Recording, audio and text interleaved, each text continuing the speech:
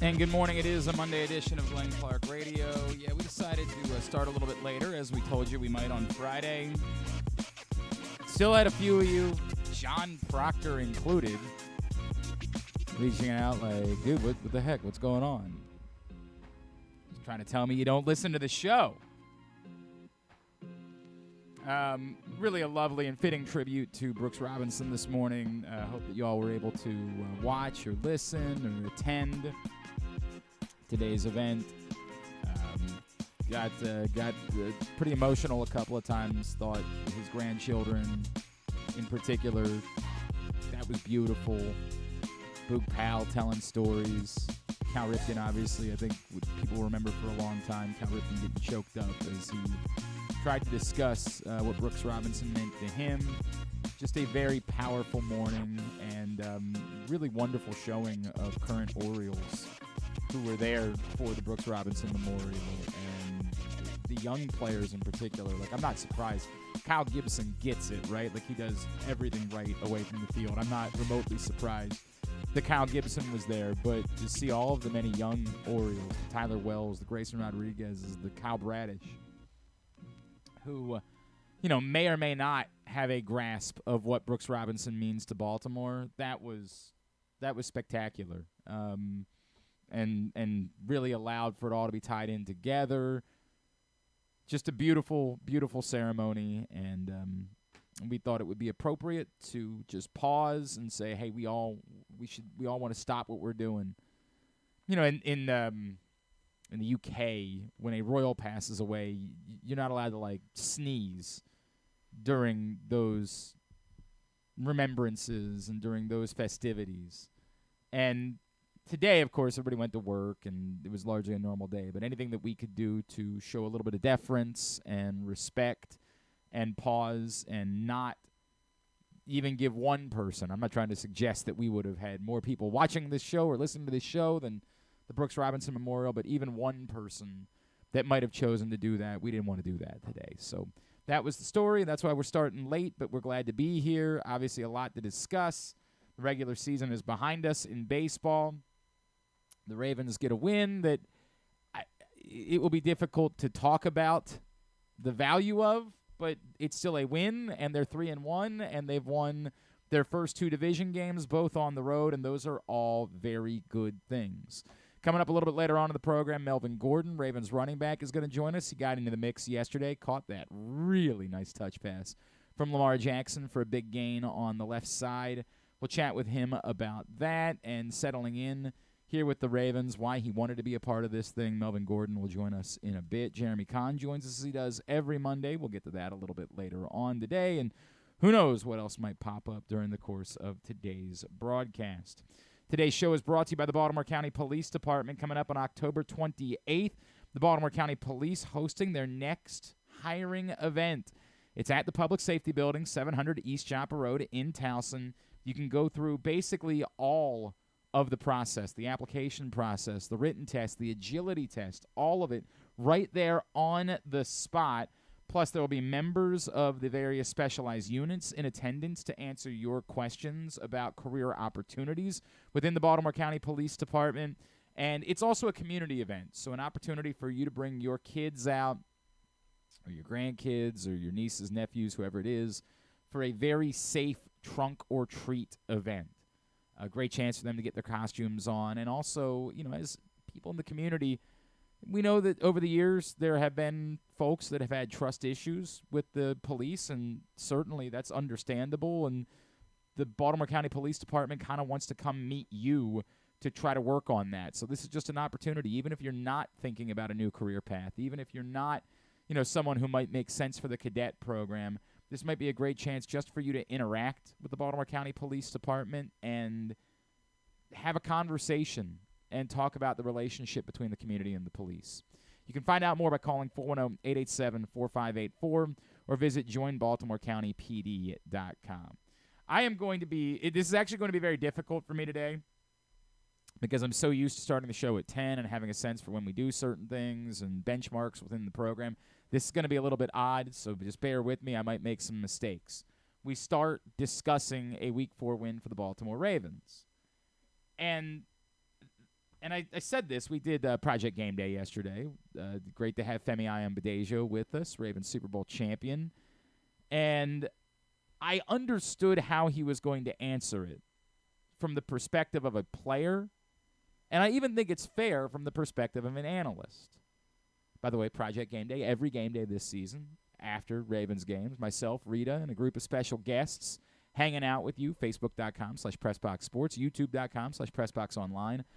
Every game day this season, it's all brought to you by HelpMyGamblingProblem.org and Superbook Sports.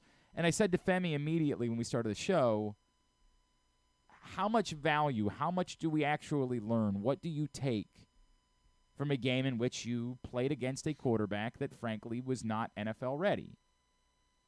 Which isn't to say that Dorian Thompson-Robinson can't at some point become an NFL quarterback. Maybe he will.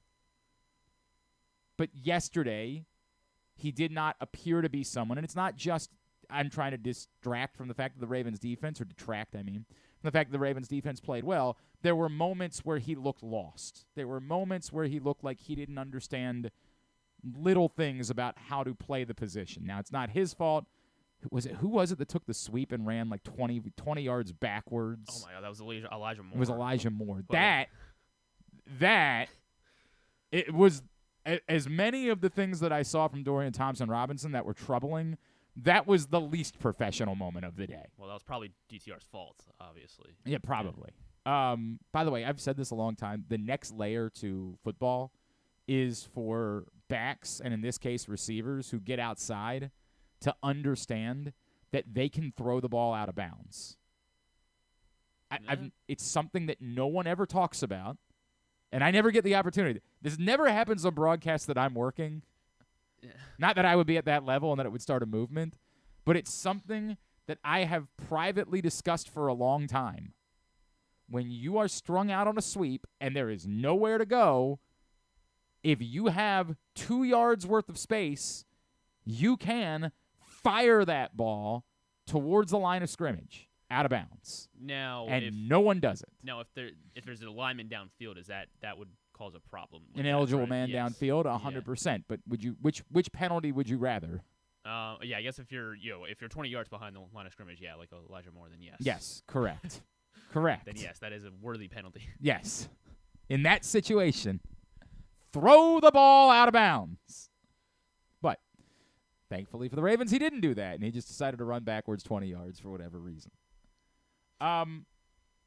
Dorian Thompson-Robinson was not an NFL quarterback yesterday. Now, there could be a number of reasons for that. It could be that he wasn't fully prepared because in the Browns' heart of hearts, they genuinely did not believe that he was playing yesterday's game. That everything they said during the week was true, that they believed Deshaun Watson was going to go, and he wasn't fully ramped up. That would be coaching negligence to not have your player fully prepared, but it's certainly possible. It's also possible that it's a fifth-round pick that is your backup quarterback. And for as much as we mock the idea of signing a veteran on a day like yesterday, I don't even know who the other quarterback is that's on Cleveland's roster. I couldn't even tell you who the other option would have been for yesterday's game. The Browns quarterbacks. Hang on a second. Browns depth chart. Browns depth chart says the other quarterback is P.J. Walker. Yes. Who's got plenty of NFL experience, including moments where he's looked capable. Now, I am inclined to sort of say that this is a very difficult conversation for me because I'm the guy that always says, hey, look, your backup quarterback's not winning anything anyway, so what does it really matter what you do at that position? But the argument always is, but what if it's not for a stretch? What if it's only for a game or two? And I don't think that the story would have been much different if the Browns had played P.J. Walker yesterday. And I don't really know. Like, they might very well say to you, look, we ran training camp, and Dorian Thompson-Robinson looked better. They didn't sign P.J. Walker until the end of camp, August 30th. Or wait. That's very weird. Yeah. Are you sure he wasn't around and they cut him and then signed him back or something like that? No, he was released by the Bears. Because they went with Badgent or whatever as their backup quarterback. He was released by the Bears at the end of Bears training camp, and then the Browns scooped him up. So. Look, man, this is not my problem. This is their problem, obviously. I am befuddled as to why. Yeah, but I mean, like we saw that- last year with Baker coming into L.A. on 2 days' notice. He at least looked like an NFL quarterback. He at least looked like he was capable of handling those situations. At no moment did Dorian Thompson-Robinson appear that way. And again, that's for them to deal with, and they can talk about that out in Cleveland, and they can have that conversation. But it, in context, is part of what we're trying to react to. So how do you react to this? On the base level, the result is very good. That's the part that actually matters to the Baltimore Ravens, right? They're 3-1. They won another division game on the road. They're in very good shape. As disappointing as the Colts thing was, and it still lingers, because now you really find yourself saying, boy, you'd be 4-0. You'd have the best record in the AFC. What the heck? But as disappointing as it was, this result is more valuable. These are more valuable results. Esoterically, it's tough to lose a home game because you can say things like, well, it's harder to win on the road, and you want to stockpile as many home games as you get. But for tangible value, for trying to win the division, which is the first way that you can guarantee yourself a playoff spot, for tangible value, what's happened yesterday and in week 2 is more significant than them losing in week 3 to the Colts at home. There's no way around that. But did we learn that the Ravens are a step closer to being a Super Bowl champion yesterday? That's the part that's difficult to answer. There were good things that occurred. Mark Andrews getting back involved, you think, is a positive thing. A reminder that for as many wide receivers as this team had, it never really made sense for the Ravens to not be focused on Mark Andrews because, he's Mark Andrews. That was a good thing. They still put up 28 points on a defense that we all think is still legit. Specifically what they did in the second quarter. Because we can't bamboozle our way into believing that this was a dynamic offensive performance from the Ravens. They were gifted an unbelievable field position off a turnover, and they cashed it in. And then they were still struggling. Right. But even leading up to the fumble bogged down what had been an effective drive. But that drive, notwithstanding the fumble, and everything that happened after that in the second quarter was extraordinarily positive, if you want to look at it that way, against, to your point, what we thought was maybe the best defense in football. That quarter was incredibly, I don't even know what the correct term is. It was heartwarming for, if you're trying to gauge something and say that it is valuable moving forward and your belief for the Ravens to win the AFC to go to the Super Bowl. You could say, hey, you're not going to play a defense as good as that maybe this season. I don't know. We still don't have enough of a sample size, but I think the Browns' defense is pretty good. Myles Garrett looks really good. Myles Garrett is ridiculous. Yeah. I mean, he's absurd. But you can look at it and say that's the best, if not one of the best, defenses that we're going to play this season. And they were able to put together two and a half, if you include leading up to the fumble, really effective, mix plays up, dial up multiple things that work, impose your will a little bit types of drives. Not one fluky play, not one goofy ball that tipped your way, not 2 to 2.5 really effective, mix it up, the type of stuff that you were doing against the Bengals drives. And that, encouraging is probably the correct word. That's probably the most encouraging thing that you could say from that game. Now, again, you can't pretend like it was some dynamic offensive performance. Because for the first quarter, you were barely capable of moving the ball, save for the one touchdown play. In the second half, you had one effective drive. Now, how much they were trying in the second half, we can certainly have that conversation. It didn't seem like they were mixing up the play calling and doing the same types of things that they were doing in the second quarter. I don't think they just stopped trying altogether from a play calling standpoint. I don't think that we can just say, hey, the second half doesn't matter because the Ravens weren't even trying to do anything. I don't think it's that simple. But you could say, hey, maybe if the Browns had been more effective offensively, the Ravens might have pulled a few more tricks out of their sleeve and done some different things offensively in the second half. But on the total, while ironically it's the first time that they've scored 28 points in a calendar year, go figure, we can't pretend like it was a brilliant offensive performance for 4 quarters. It was a quarter of really good offensive football, and that's all they needed. And John Harbaugh alluded to that after the game. So does that make us feel like they're closer to being a Super Bowl threat? I don't know that we're going to get that answer until you see all of the pieces, or as many of the pieces as possible, back on the field. And that's the tricky part about this conversation. In the same way that I'm willing to be somewhat dismissive of the Colts thing, I'm still sort of playing the waiting game of exactly what I think the Ravens are. By record, they're 3-1. They're atop the AFC North. They've got really good wins. And we had belief coming into the season that they could be a threat to win the AFC. And right now, nobody is separate. We thought the Dolphins were separating themselves. They came crashing back down to earth yesterday. Maybe that's a reminder that the Bills are reestablishing themselves as being the Buffalo Bills. The Chiefs have looked wildly imperfect. I mean, they have looked flawed. But they have Taylor on their side, so I understand. Wait, Taylor, who cares about that? They have good football players. They have Travis Kelce and Patrick Mahomes, so I think they're going to be okay. And Chris Jones. They have those guys, and so I think they'll be all right. But they've looked flawed. Nobody else has stepped up. Obviously, the AFC North has looked human, to say the least. Yesterday, the other teams in the AFC North looked terrible. Yeah. But they have, to put it kindly, it's not looked like maybe the murderer's row within the division that some people thought it could become. Before the season, everybody was a believer in the Bengals. Everybody was a believer in the Ravens.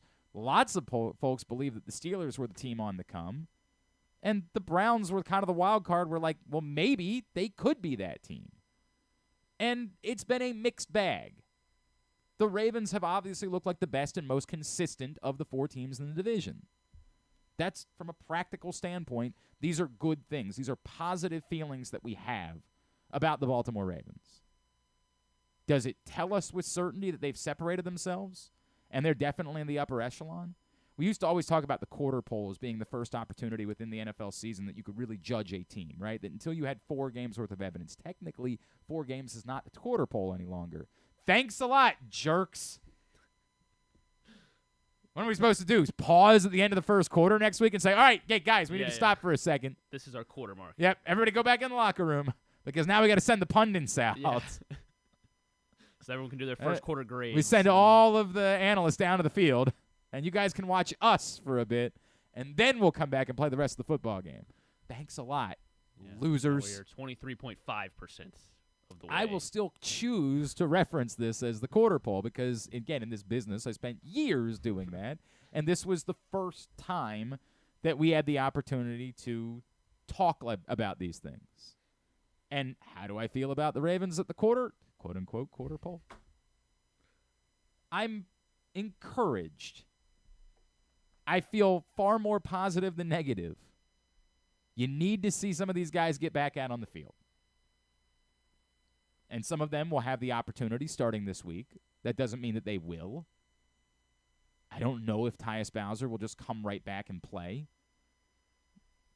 Some of the guys like Keaton Mitchell and, Malik Ham, I don't think we have any expectation that's going to be the plan. I think we believe that it's just as likely that they never see the field this season. And as the Ravens got the running backs back yesterday, that core looked good. Yesterday happened to be a day where the Ravens offense looked a little bit better when Justice Hill and Melvin Gordon were involved than when it was Gus Edwards who was the dynamic lead back in the first quarter. That doesn't mean that I think that Gus Edwards should suddenly have his role lessened. I just think that there will be some weeks. And he still had one big run in there, I think. Yeah. I mean, I'm not trying to say that he was bad yesterday. It just seemed like the offense was better when the threat of the way they were using space. And they even tried throwing the ball to Gus Edwards yesterday, but it's just not – it's not his thing. but they looked a little bit more functional with Justice Hill and Melvin Gordon, who, I got to be honest with you, like, the pass-catching thing wasn't part of my expectations for Melvin Gordon, but he looked pretty comfortable as a pass catcher.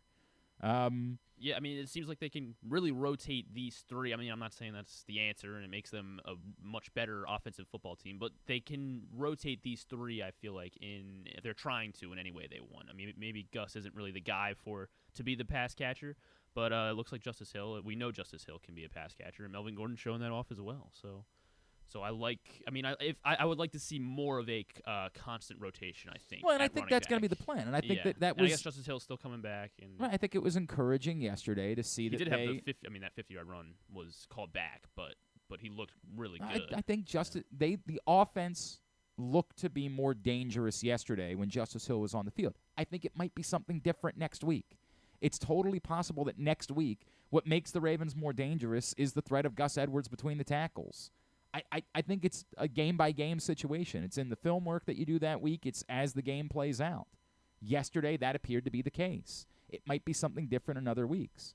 On our post-game show yesterday, Femi was really banging the table about Jonathan Taylor. Like, he was going crazy about Jonathan Taylor. I'm willing to give up a first-round pick to get Jonathan Taylor. Femi was all over it. Says, nothing against these guys, but there's an opportunity to get special and someone that you can count on in all situations that's out there. You no longer are as committed to J.K. Dobbins as being your guy, so you have a need at running back moving forward, so why wouldn't you be willing to sign him? It's all fair points that Femi made. I don't know how I feel about it. I'm still kind of torn about it, but I've not been dismissive of it anytime it's been brought up. But I was encouraged by what I've seen. I keep coming back to encouraged. I am not convinced yet that the Ravens are a top 3 team in the AFC. But it's because I'm not really convinced that much of anyone is. Like, I think maybe that we've been reminded that Buffalo will be. Yeah. And I think I'll always say that the Chiefs are, as long as Patrick Mahomes is breathing. But that's probably the list at the moment. It could still be Miami. It might be that yesterday was just a fluke and that they've got a weird Buffalo thing that they can't get over and it's hard to figure, but it just is what it is. That's problematic for them, but that's not our problem. It might very well be that Miami is one of the top 3 teams, or it might be that the Ravens are one of the top 3 teams. I don't really know who else. I mean, the Houston thing is crazy. I said at the beginning of the year I thought they could be a team that would be on the come this season. Remember, we had that conversation with Sean Salisbury, and we were very simpatico about that. They appear to be getting there much quicker than I expected them to. I'm still not sure how heavy I buy into it. Jacksonville's been weird. It's been hard to figure them out. Like, they still feel like they can play much better than they have. I still think that should be a good game next week, especially with them being comfortable in London and sort of being settled, whereas Buffalo's got to come this week. God, you try to figure out the Chargers. My God, who knows what they are. It might very well be that the Ravens are one of the top 3 teams in the AFC. I just don't know it yet. I'm encouraged. And there's still reason for optimism. There's still reason to believe that it can keep getting better as they keep plugging more pieces in. They're about to be in desperation territory as far as pieces in the secondary are concerned. They were already in desperation territory. They need Marlon Humphrey back on the field yesterday. Like, they need Marlon Humphrey back a week ago. Now you add in everything else. Jalen Armour-Davis getting hurt. You add into who is the other? Darryl Worley got hurt yesterday. Yeah. I mean, it's disastrous beyond disastrous, and yet they're holding up. Yeah. They're somehow, some way, they're not. It's not what happened against Miami a year ago. That hasn't happened yet. Go figure. They've somehow managed to make it work, but they are in hell, and that was one of the other things that I talked about, with Femi yesterday. Like, hey, I'm not. Even if I said I was on board with Jonathan Taylor, I think there are arguments that it's not your biggest area of need. And in the same way that, like, the Patrick Queen thing is, the Roquan Smith thing has worked out heroically, if Lamar Jackson hadn't gotten hurt last year, would the question have been that they just would have been better off trying to find a wide receiver? I don't know. We don't ever want to revisit it because it's been so good that we believe it was worth it no matter what. They might need a corner more than they need anything else. They might still need an edge rusher more than they need anything else. Again, I'll use encouraged. I keep coming back to encouraged. It's the word of the day. I'm encouraged by Kyle Van Noy having something to offer in his first game, despite not being here, being kind of thrown into the fire. He wasn't perfect. Let's not overstate what Kyle Van Noy did yesterday. Broke up a pass. That was a very good thing. Whiffed on a sack that should have been. Got very fortunate that it was an incompletion because that was all on him. That was his man. He should have come down with that sack, and that was a bad whiff. But he was involved, and he contributed. And if that's something that can be built on, that's, again, encouraging. The word of the day is, we should have the Pee-wee's Playhouse thing. Encouraging. Yeah. Rest in peace, Paul. Love you. I have positive feelings about where the Ravens are. There are things that I still want to see them do better. I don't think they're getting the ball downfield the way that you would have hoped with what we thought was going to be the best wide receiver room the Ravens had ever put together.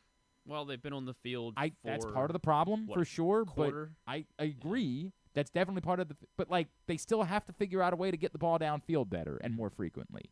They have not proven themselves to be a team that can threaten you vertically through 4 games in the season. That's okay as long as it comes. And part of it is, by the way, they did have the one bomb. To Zay. Mm-hmm. Yeah. But anytime Lamar rolls out and makes more time. And Lamar Jackson has an ever-capable arm, and you'll kind of believe that there's a threat no matter what. But they need to establish a consistent downfield threat. And Zay Flowers has not been used as a consistent downfield threat so far, which, for what it's worth, kind of makes sense. That's not really – Zay Flowers did not come into the league as Torrey Smith. He came into the league as a get the ball in his hands no matter what type of playmaker who is capable down the field, but it's not necessarily his strength. They've got to figure out how they can take the top off of defenses still. And they've got time, and they've won 3 or 4 games despite that not really being a part of their offense so far. I've liked efficient Lamar Jackson. I've liked Lamar Jackson who's willing to check down. It's been one of the things that I've given a knock to about Lamar Jackson in the past, is not being interested in checking down the man that's in front of him. All of a sudden, Lamar Jackson looks like one of the most efficient passers in the NFL. Part of it is because he's checking down. That's a good thing. I'm never going to be opposed to that. But it's got to be both, right? You got to both be efficient and taking what's in front of you, and you've got to show that you have a real threat of getting downfield. There are things that I have liked.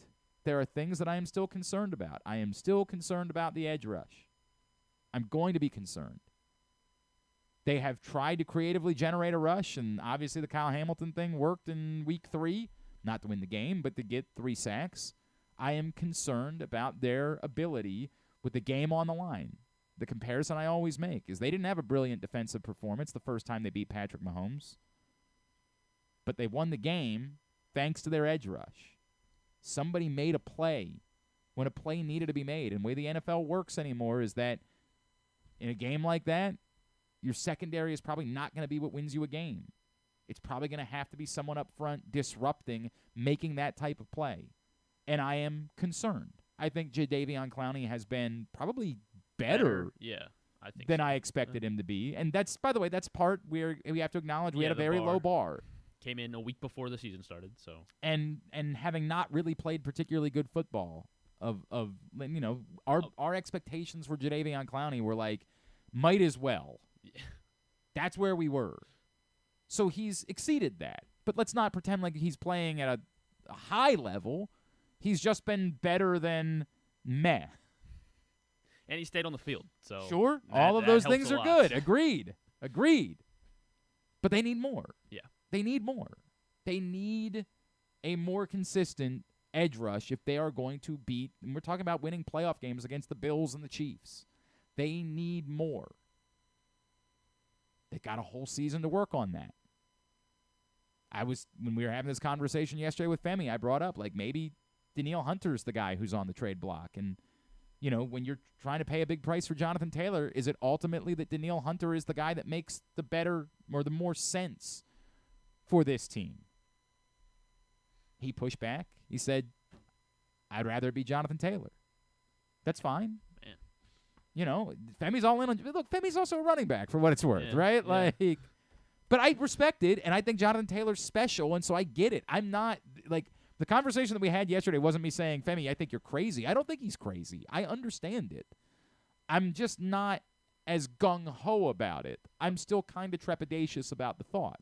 And I thought Femi, his thoughts were well, he's like, I'm not going to trade that.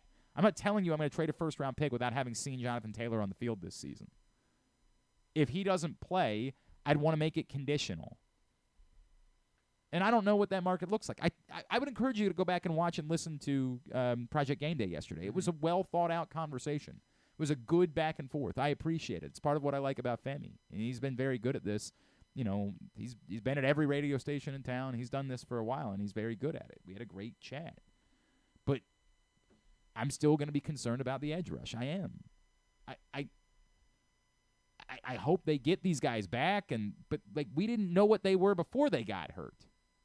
So what confidence do I have that like David Ojabo can be the answer moving forward this season? Where would that come from? Just looking at what quantity over quality, I guess, just having more guys back. Sure. Yeah. And I'm not saying I don't want him back on the field, but I can't tell you, everything is going to be solved because David Ojabo is going to return later this year. Based on what? Based on he was drafted in the second round. Right. And it would have been a first-round pick had he not gotten hurt. Right, yeah, those are the answers. I just don't know. I don't know, man. I really don't know. I still want to see him back out there. I think the Ravens need to get a look at David Ojabo, figure out what they have. But I'm concerned. I'm going to be concerned. The defensive line has been very good, right? You could say Zach Moss ran for 120 yards, but like the defensive line 30 times. Yeah. The defensive line has for the most part held up and played really well. I don't know that there's been one particularly dominant player along that line this season. I think both Madubuike and Washington, frankly, Michael Pierce. Yeah. I think they've all had their moments. Brent Urban's had some moments. And being factors in the pass rush, too. Sure. I mean, like they've all I don't know that there's been one overwhelming player in the group, but I think they've all had their moments this season. I think the defensive line will be graded out quite well. The secondary has battled and has played over their heads. Yeah.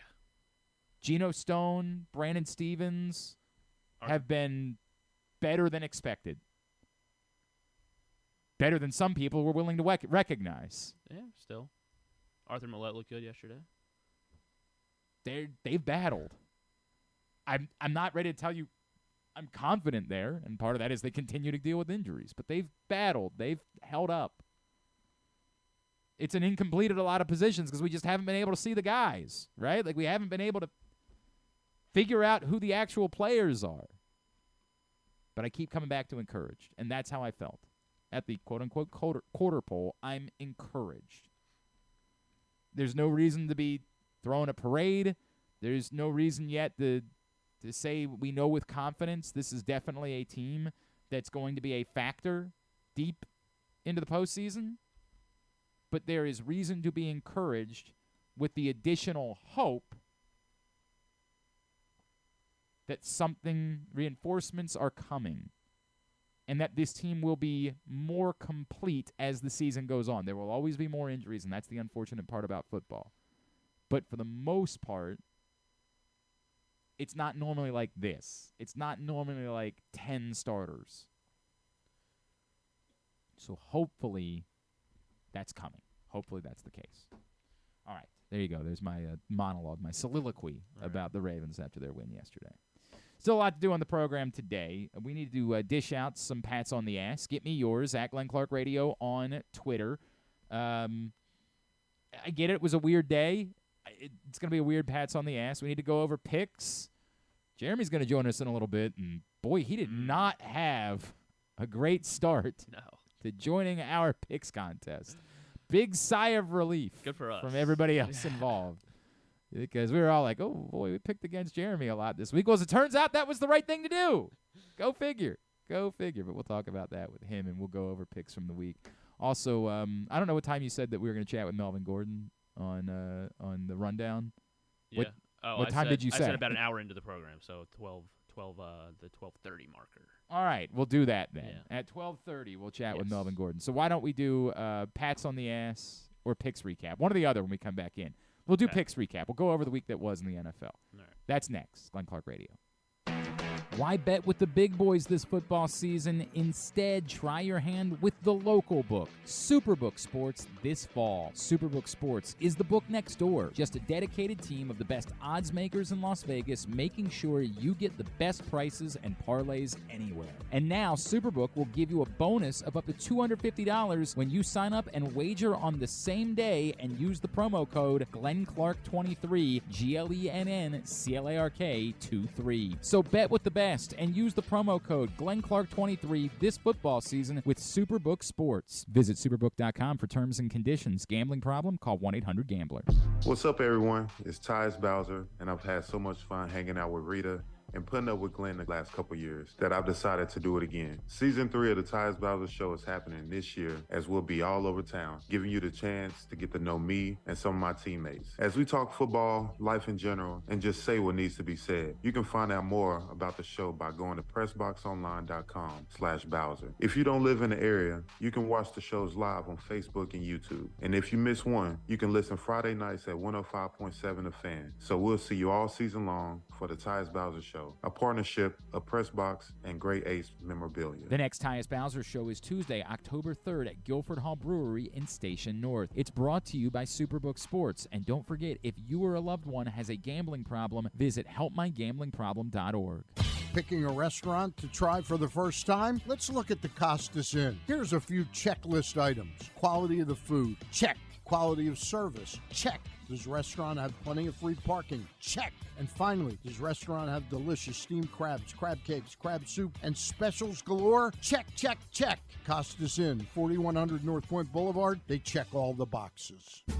Visit Harford County this fall. Celebrate Arts Across Harford September 15th through the 30th with dance, theater, music, and visual arts. September 29th through October 1st is the largest Italian festival in Maryland, featuring entertainment, cooking demonstrations, a bocce tournament, and family fun. If you're headed to the Maryland 5-Star, stay and play in Harford County. While you're there, enjoy the scenic views atop the King and Queen seats and experience pumpkin patches, corn mazes, and fall brews along their Harford Libation Trail. For more info, head to visitharford.com. Maryland open. What company has the expertise to make your home healthier by purifying your air and killing all viruses, allergens, and bacteria? A.J. Michaels, Heating and Air Conditioning in Baltimore and Annapolis.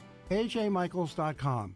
The Baltimore County Police Department is now hiring with competitive salaries, including for experienced police officers, starting salaries between over $68,000 and over $82,000 based on your prior service time, accepting up to 7 years of service times with only 6 weeks in the academy, minimum of 2 years prior experience. And police cadet starting salaries at over $32,000 must be between the ages of 18 and 20, but you can apply starting at 17 and a half. Must have a high school diploma or GED equivalent at the time of the hire, U.S. citizen at the time of the hire, and a valid driver's license. So if you have a passion for service and want a career for life, now is the time to join the Baltimore County Police Department. Call 410-887-5542 or visit joinbaltimorecountypd.com. Whether your focus is luxury and comfort, convenience and technologically advanced connectivity, or sporty performance and aggressive styling, we've got the perfect Highlander for you. Check out buyatoyota.com for deals on new Highlanders from your local Toyota dealer today. Sure, Glenn may be in his 40s now, but he looks just as good as he ever has, and he's still as sharp as he ever was. And I say both those things without even a shred of irony. Find out for yourself right now by watching the show at facebook.com/PressBoxSports or youtube.com/PressBoxOnline. All right, back in here on GCR as we can continue along on a Monday edition of the program. Today's show is also brought to you by, this was brought to you by Live Casino and Hotel. Griffin, you want to tell everybody what's going on there? Yeah. Yes, I'd love to tell you about the... You going to be all right over there? Yeah, the second chance drawing, because I'm so excited to tell you about it. If luck wasn't on your side this weekend, like maybe you thought maybe the Bengals would show up or something and beat the Titans, well, then they got steamrolled. But... You can Saturday second. Whoa, yeah, Whoa. Too many S words there. Settle down. A shot at a second chance at the FanDuel Sportsbook at Live Casino and Hotel Maryland. Turn those losses into winning opportunities with the second chance to win promotion between now and January 4th, 2024. All Live Casino and Hotel Maryland Rewards members will be able to enter their losing bet slips into the second chance to win drum. And 2 nights a week, 20 different winners will be chosen. Prizes range from Live Casino and Hotel Maryland apparel, sports and social ultimate happy hour prizes, and cash and free play up to $500. Strongs will be held every Thursday and Monday over at the FanDuel Sportsbook at Live Casino and Hotel Maryland. At Arundel Mills, must be 21. Please play responsibly. For help, visit mdgamblinghelp.org or call 1-800-GAMBLER. All right, let's go ahead and go over the week that was in picks. And I was very disappointed because I thought I had a pretty good week in picks. And then I found out that so did most everyone else. There was not a lot of ground to be made up, even if you had a good week in picks. Not everyone, though, as we'll get to. We got a group of now 11 in our picks league. Myself, Griffin, Andrew Stecca, KZ, Kyle Ottenheimer, Nick Kelly is in, John Proctor, John from Little Rock, Paul Valley, Ryan Schell, and Jeremy Conn now is the last member of our picks contest. Remember, Jeremy came in with a huge deficit. 16 games behind when he entered. Or was it 14 games? Maybe it was 14 games I think behind. it was 14 games behind when he started. And now he's lost. Yeah. We'll settle down. Okay. Keep it in your pants. And so Jeremy said, dude, I think I can still catch up to these people. And if I don't, I'll be willing to pay the penalty, even though I started with a disadvantage. And so I said, well, it doesn't benefit anyone. Jeremy's the only person that's hurt by this, so sure, all in. So this was Jeremy's debut week of picks. Man, should we wait to do this until Jeremy's on the phone with us? I just realized that. Yeah, because then he can defend. Well, give him a chance to But I don't want to go himself, over. I want to still have a conversation with Jeremy. I don't want to go over all the games with him. Yeah. All right, let's just go over the games really quickly because it gives us the opportunity. We started with Maryland, Indiana. By the way, all of our lines came to us from Superbook. Again, use the code GlennClark23 when you sign up at Superbook, and you'll get a same-day first bet match up to $250, win or lose. Again, Superbook.com. Download the Superbook app. Use the code GlennClark23 to take advantage of that spectacular offer. Maryland, heavy favorites against Indiana. Probably the closest thing we've seen so far to a four-quarter performance from Maryland this season. Still, Mike Locksley still was not happy. Well, he was particularly not happy. Jayshon Jones earned his rage at halftime because he didn't get out of bounds to allow them the opportunity to try a field goal there before the half.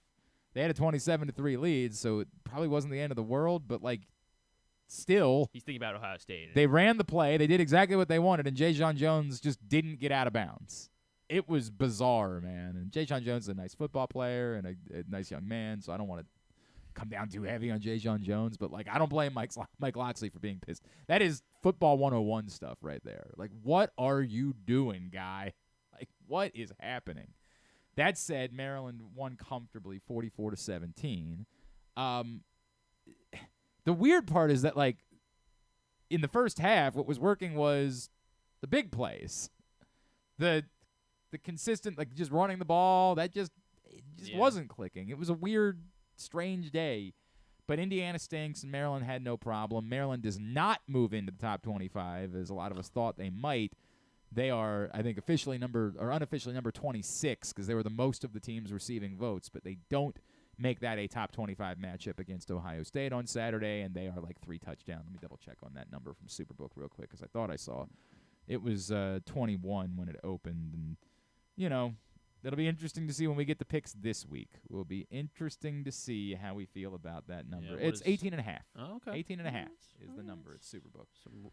Some respect, I guess. I guess. If you feel a way about that number, get to superbook.com, sign up right now, and use that code GlennClark23. But 18.5 Ohio State favored by in that one. I have no idea why anybody was on Indiana, but Nick Kelly, Jeremy, I know why Ken Zales was in on Indiana. He's allergic to picking Maryland, but felt kind of stupid about that one. Kansas, as KZ said, it's funny because remember KZ saying, I'm not going to pick a basketball school, and yet he picked Indiana. I guess Indiana's not that good at basketball anymore. Maybe that's what he was trying to say there. Yeah, I guess. And it might be the case. Kansas never competitive with Texas. No. They lose 40-14 in that one. As the bloom is off that rose, and it's maybe one more feather in the cap of Texas is the meme, the Texas is back meme. Maybe it is finally turning into reality. We will see. They get Oklahoma this Saturday. That'll be a big one at noon. But Kansas had 3 backers in our group: John from Little Rock, Ryan Schell, and Griffin Bass. Yeah. Who then doubled down on his basketball school prediction, and also took Duke. And Ridiculous. I could kiss. Ridiculous. What's ridiculous about it? That the Duke should have covered. I mean, they should have. Well, if you want to say they should have won because Yeah, they they shouldn't have should've given up won. 4th and 16, yes. But the Yeah, they cover should've part, won. not really the issue here.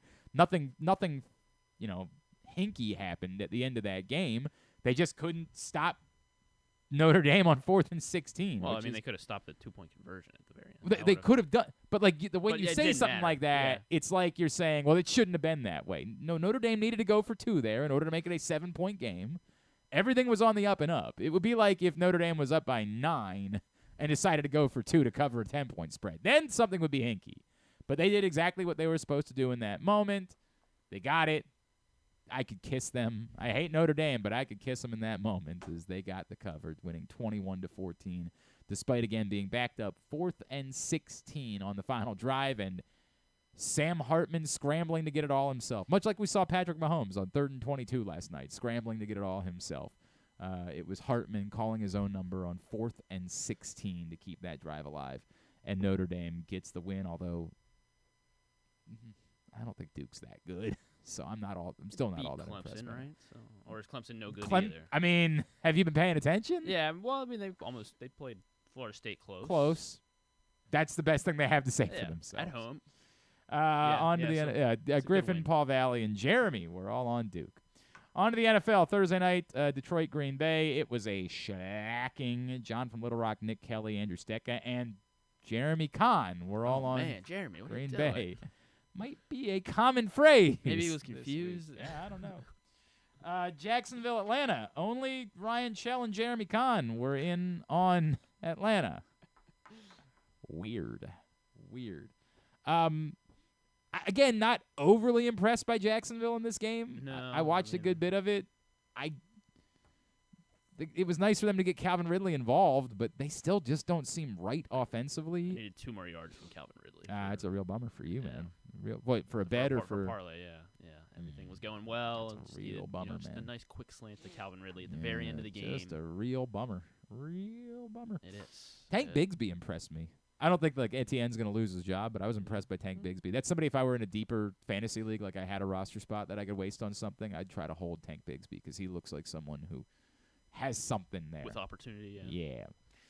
Everybody else was on Detroit, was on Jacksonville besides those two, and they, again, not overwhelmingly, but a fairly routine win. A game that was very quick. Big week for be a lone wolf. Andrew Stecca, the only one of us on Houston. Not only do they cover, but they win outright against the Steelers, 30-6. Not even close. An ass kicking. Do we have an update on Kenny Pickett yet?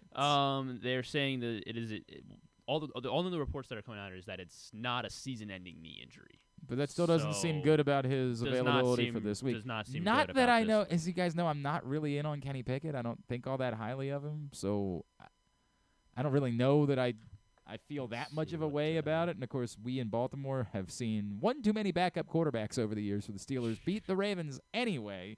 So I'm not going to start counting this as a victory just yet for the Ravens on Sunday. Mitchell Trubisky would be. All they're saying is that it's just avoided. It looks like he's avoided damage to the ACL.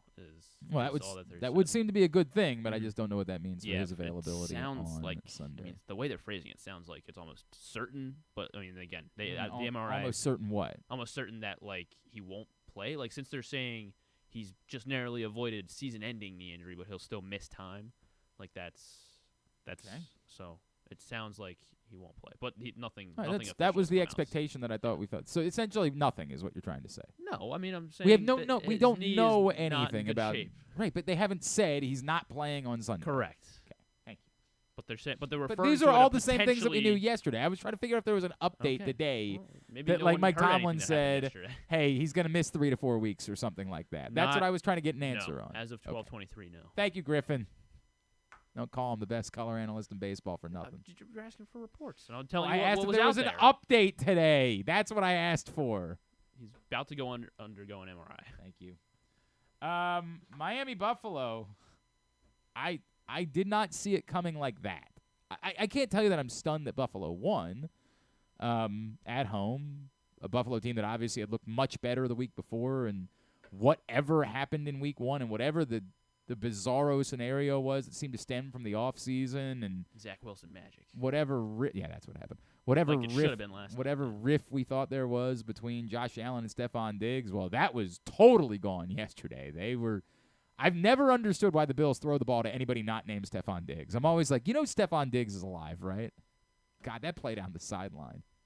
That was The insane. one where the PI one where he just Would- shook, would- shook like 30 correct. guys. Yeah. I mean, it was just bonkers, man. He's so good. And yet we all still underappreciate him. I asked Griffin, who's got yeah. Who are the top? 9,000 yards, career yeah. yards, and he's just like, I don't know. He's listing everybody in the league. I think I said Gabe Davis before. Except for Stephon Diggs. It is wild how that guy has been underappreciated, man. I was on Miami, so that was a bummer for me. Also on Miami were Ryan Shell. Tough week for old Ryan. KZ and Kyle Ottenheimer were on Miami. I have no idea. So Andrew Stecca hung out with us for Project Game Day yesterday. And we were a couple minutes before we started the post-game show. We started a little bit early, but not as early as we could have, obviously, given how lopsided it was. So I was on there waiting for Rita and Femi, and Andrew Steck and I were talking, and I was like, oh, how we doing? And he was like, well, we're both sitting at he was like, I'm sitting at 6-1. I think you're sitting at 5-2, something like that. I'm like, oh wow, what do we still have? And he was like, well, we have New England Dallas. I picked Dallas, you picked New England, and I just said, why did I do that? Was the game What already in over the at that point? world? No, it was before it even started. I was just like, before why did I picked New England? And then I remembered I probably said well, I just don't trust Dallas, and it's 6.5 lost points, Arizona. and the whole thing. But yeah, that was stupid of me. That was another ass kicking, obviously. New England, in fact, benched Mac Jones at one point in the second half. Although apparently Bill Jones looked Belichick, terrible. he looked dreadful. I mean, But I don't know when anyone has been convinced. It was like this, all of the goofy things that Bill O'Brien's back. I am for years going to laugh about some of the things that people said during the course of the Lamar Jackson negotiations. And that included a group of people who was like, well, look, man, if you got to trade him, I mean, if New England wants him, I'd give it a run with Mac Jones. We get the Ravens would. Okay. People that I'd give Derek Carr a shot. I don't know. I might make a trade if I could get Trey Lance back. The insane things that we were willing to You say never know with Trey Lance. during the course of the negotiations. God. Dallas hammers New England 38-3. And it wasn't even that close. And Bill Belichick does say that he's going back to Mac Jones next week, for what it's worth. Good for Mac. I was on New England. In fact, this one was more New England than Dallas, which is bizarre. Griffin was on Dallas. Paul Valley was on Dallas. KZ, John Little Rock, and Andrew Stecca were all on Dallas. The only ones on Cleveland, Ryan Shell and KZ, they would say, well, we didn't know that Deshaun Watson wasn't going to play. That's the way betting works, dog. You get in on it. You can only work with the information that you have. That's the way that it goes. So, for the week, 8-1, and now back atop the table. Would With a you cushion. believe Andrew Stetka, who tried to quit the contest, now has a 2-game lead. Has he paid? Yeah, he's paid. Yeah, everybody's good. everyone's Everybody's good. good? Okay. Everybody's good. 2-game lead for Andrew Stetka. Then you find Ken Zales coming off 5-4 week. Still a good week for him. It's very rare that you go 5-4 and yet you have someone overtake you for first place. It doesn't happen typically. But Andrew Stetka went 8-1. KZ 5-4. He's 2 games back. Kyle and Griffin, both 6-3 weeks. They're both 3 games back. Nick Kelly had a 5-4 week. He's 4 games back. I am back to 500 for the year after a 6-3 week. Well done. But again, I didn't make up any ground. It's a struggle. Go 6-3 for the week. I'm like, yeah, make up no ground. I'm 22-22 on the year, 5 games back. A trio, 6 games back. The Johns, John Proctor and John from Little Rock, Paul Valley, who again all had good weeks. Yeah. Proctor and Valley both go 7-2. John from Little Rock goes 6-3, and they're not making up ground this week. That's a very difficult week. They're 21-23, 6 games back for the year. Ryan Chell would be at the bottom of the table, 3-6 for the week, 8 games back. But also going 3-6 in his debut, Jeremy Conn. We'll have to find out what he has to say for himself. It'll be ironic when he says, well, actually, my picks at Pressbox and ConcreteLocks.com were pretty good this week. Just picked the wrong games in this competition. We'll find out. I don't know. But Jeremy Conn now started 14 games back. He's now 16 games back of Ryan Chell as he tries to avoid being the one that has to pay the penalty.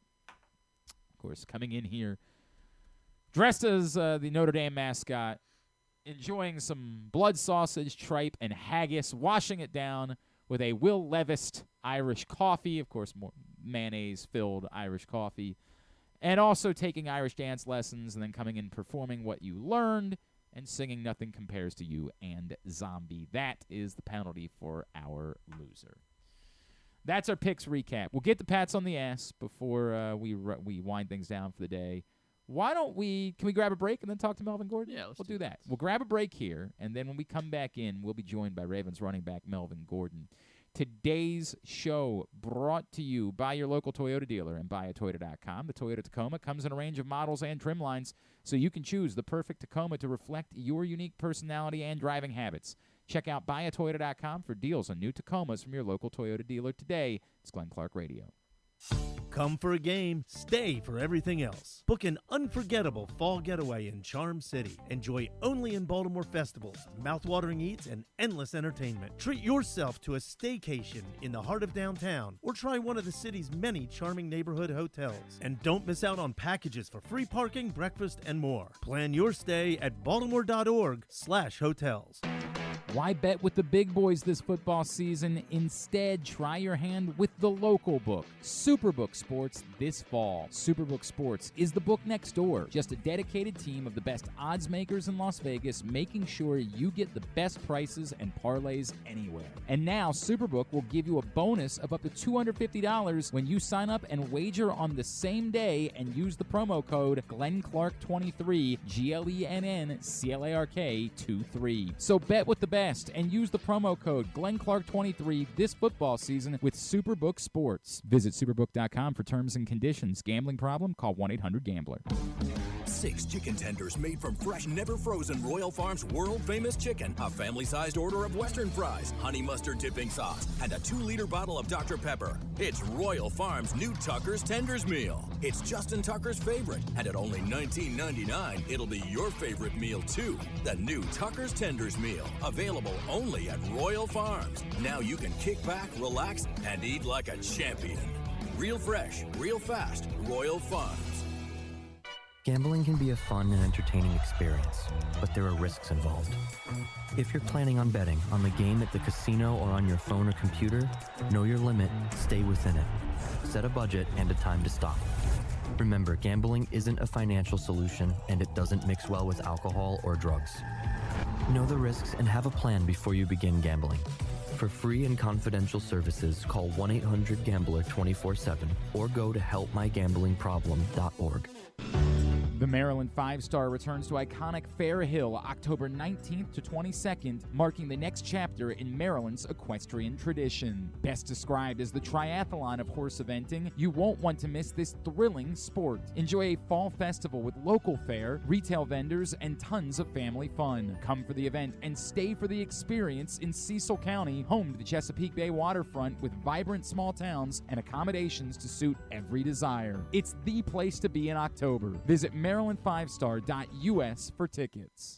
What's up, everyone? It's Tyus Bowser, and I've had so much fun hanging out with Rita and putting up with Glenn the last couple years that I've decided to do it again. Season 3 of the Tyus Bowser Show is happening this year, as we'll be all over town, giving you the chance to get to know me and some of my teammates. As we talk football, life in general, and just say what needs to be said. You can find out more about the show by going to pressboxonline.com/Bowser. If you don't live in the area, you can watch the shows live on Facebook and YouTube. And if you miss one, you can listen Friday nights at 105.7 The Fan. So we'll see you all season long for the Tyus Bowser Show, a partnership of Pressbox and Great Ace Memorabilia. The next Tyus Bowser Show is Tuesday, October 3rd at Guilford Hall Brewery in Station North. It's brought to you by Superbook Sports. And don't forget, if you or a loved one has a gambling problem, visit helpmygamblingproblem.org. What company has the expertise to make your home healthier by purifying your air and killing all viruses, allergens, and bacteria? A.J. Michaels, Heating and Air Conditioning in Baltimore and Annapolis, ajmichaels.com.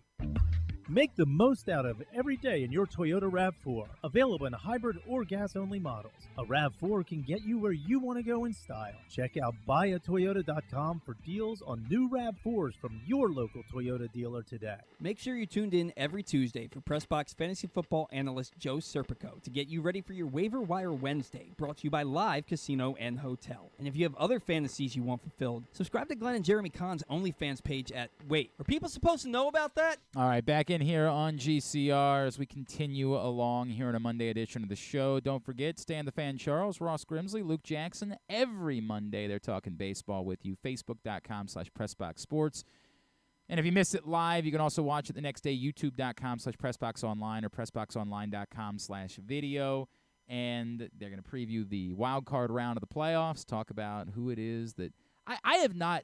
By the way, I wrote today about the Orioles instead of the Ravens at PressBoxOnline.com, and my column is more just sort of an overview of where I think things are going into the playoffs. Like, maybe let's not completely ignore the fact that the Orioles didn't score any runs down the stretch. Like, let's not. I think we can make excuses and say, hey, maybe they're dealing with the weight of trying to clinch and. I don't know. I just feel like I want to file it away. I'm a little bit concerned about the offense. I know this weekend didn't matter, but it's not just this weekend. Like, it goes back to the Houston series. They haven't really scored runs since then. So I'm just filing that away a little bit as hopefully this is a nice little respite for them these couple of days, and they come out of it, and they're in better shape because of it. Also touches on the fourth spot in the rotation, touches on the back end of the bullpen, a whole column today. What I didn't touch on is who do I want to have win the series? Because I have no opinion about that. It's going to sound weird. I really have no opinion. I know that what's going to be brought up by a lot of people is it's shameful that, like, the way that it exists in baseball is that the two teams with the best record can meet in the second round. And, like, I hear you. It is shameful. It doesn't seem right, but they were the two far and away. You got to beat the other good teams in baseball in order to win the World Series. Like it is sort of it shouldn't be that way. I'm not on a yes or no. It shouldn't be that way, but I'm not worked up about it. I also don't know definitively today that the Rays are better than the Rangers are. I just don't know. The Rays have not been the same team since they had stockpiled such an absurdly great start. They've still been good and competitive, but part of the reason they have that record is because of the insane start to the season they got off to. For the most part this year, the Orioles have performed well against the Rays. I don't really have a strong feeling about this one way or the other. Honestly, I don't. So I didn't include that today, but I'm sure the guys will talk about that today when they get together, as we know that it'll be the Rays-Rangers series winner that will be in Baltimore on Saturday for Game 1 of the division series. This man was very involved yesterday, and when this morning he took a few minutes for us before we started this delayed show, so apologies as I was not actually here in studio. We did this over Zoom, but an opportunity to catch up with Ravens running back Melvin Gordon right here on GCR. Well, a pleasure now to be joined here on GCR by a man who was very much in the mix for the Ravens yesterday, including a lovely catch down the left sideline on a nice feathered pass from Lamar Jackson. He is Ravens running back Melvin Gordon, and he is with us here on GCR. Melvin, it's Glenn. It's great to chat with you, man. Thank you for taking the time for us. Yeah, man, thanks for having me, man. Appreciate it. Absolutely, dude. I can only imagine how good it felt to get involved in a big win like that yesterday. I know it's got to be like a kind of a strange place in your career where you've accomplished so many things and now you kind of have to fight for opportunities. How good of a feeling was that yesterday? Anytime you get a victory, it feels good, but it feels better when you contributed to the win. So, just hats off to everybody who kind of played a part in that. Melvin, there were a lot of stories about the opportunities that you could have had in places where you were wanted going into the season. Can you take us through why it was that you wanted to be a part of this here in Baltimore, even though it meant, nothing was going to be guaranteed for you? Yeah. Man, I mean, just across the league, I think since I've, gotten in the league, you've only heard great things about, the Ravens and how good of an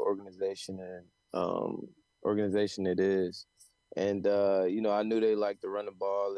It always kind of fit my style of play. So, I probably should have been out here maybe, a year or two ago, but, I'm here now and, just got to make the best of it. But, it holds true. The organization is top notch. I don't think second to none. And I'm enjoying my time here, man. No, I appreciate that. And I think a lot of people appreciate it. I remember, and I've told the story, you and I had a chat right before you got drafted, right? And I'll give it away. We get off the phone and we stop recording and you say, bro, I need you to know how badly I want to be in Baltimore. Yeah. And of course, at the time, it was because Coach Hammock was here, right? And you had that connection with Wisconsin. But it felt to me like there was something that it was, of course, that. But it was also, it sounded like you were talking about what you knew about the Ravens organization. And hearing you say it should have been a year or two ago, it feels like maybe that never went away. Yeah. That like you always wanted to be a part of this thing. Yeah, I think some things were supposed to happen where I was supposed to be here, but just didn't fall through all the way. But yeah, my coach coming out, I kind of, like I said, I felt like, everyone watched the Ravens, and I felt like their style of play kind of fit what I did at Wisconsin, and then it did help that my coach was there, so I was walking into familiar grounds. But it all circled back, and here we are. Melvin Gordon is with us here on GCR after a big Ravens win yesterday. Melvin, how has this team overcome losing so many guys, right? Like it's almost insane that you look at the inactive list and everyone on the list is not just a contributor, in most cases a star, right? Mm-hmm. How has this team been able to put all of that aside and get off to a 3-1 start? What have you learned about the culture, the leadership, this group of guys that has allowed for that to happen? I think it just contributes to, like, just how they go about work every day. Regardless of who's in, coach expect the expectation to be high. I expect you to go out there and practice hard. I expect you to get your job done, and expect to win, regardless.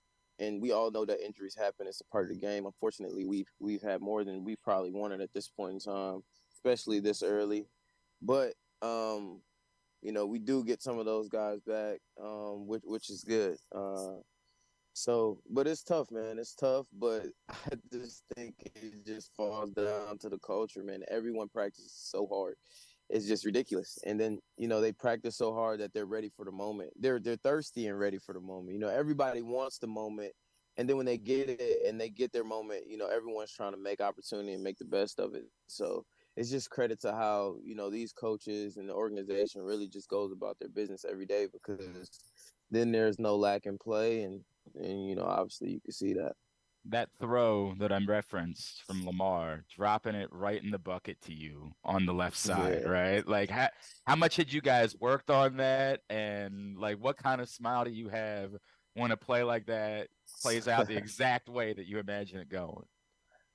Yeah. Well, we've been repping that, those type of plays like that for a while, pretty much since training camp. And, it's kind of good when, you can get it in the game and make it work, especially taking all those reps, and then you actually getting the opportunity to get that play. I think most backs love to kind of be have the ball thrown to them outside, out of the backfield, especially down the field like that, because you really don't get too many opportunities down the field, So it's love, and then he made a perfect pass. I don't think it could have got any perfect. Nelson kind of set the pick, and it just was crazy. I mean, it was a perfect pick. He didn't even touch him, and the guy almost fell, and it was just, I mean, the play worked out magically. So, kudos to the OC drawing that up, man. That was y'all were in your bag on that one, man. That was a lot of fun for everybody. What have you learned about Lamar, right? Like, I'm sure, given who you are and the status that you have in league circles, that you would probably at least had conversations or knew guys that knew guys, but being around him every day and how he's driven, what have you learned about him, and what has it meant to you to have that opportunity to work with him? That he's so competitive, man. He's very competitive. And he hates losing. He hates losing, and he says that all the time. He like, man, I don't care what we do, I just want to win.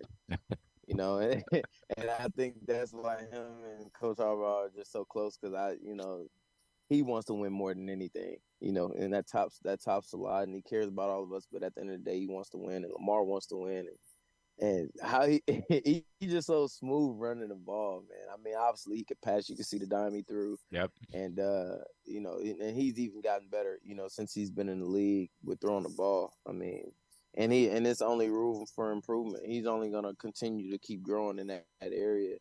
But he's so smooth running the ball, the way he naturally sets up blocks and do that. And as a running back, you kind of pay attention to that, how you set up blocks, how you do that, and you could tell he's just gifted at what he do, man. But he's super cool though. He's down to earth. He's not.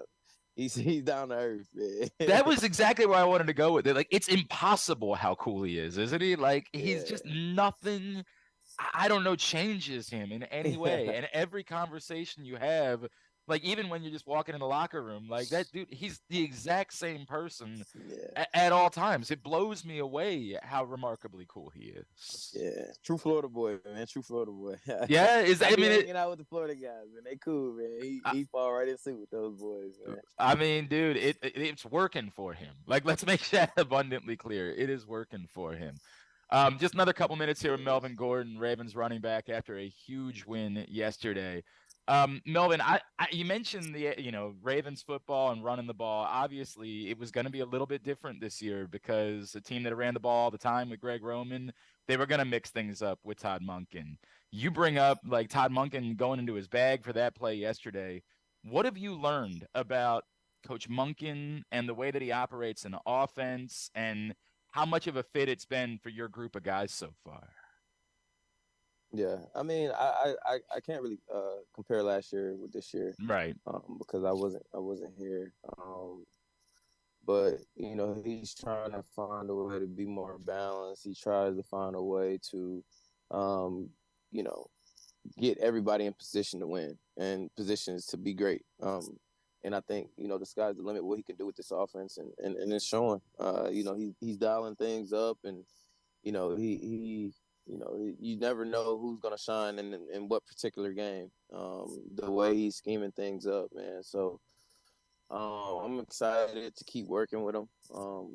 I think, they brought him in for a reason. They know what he can do.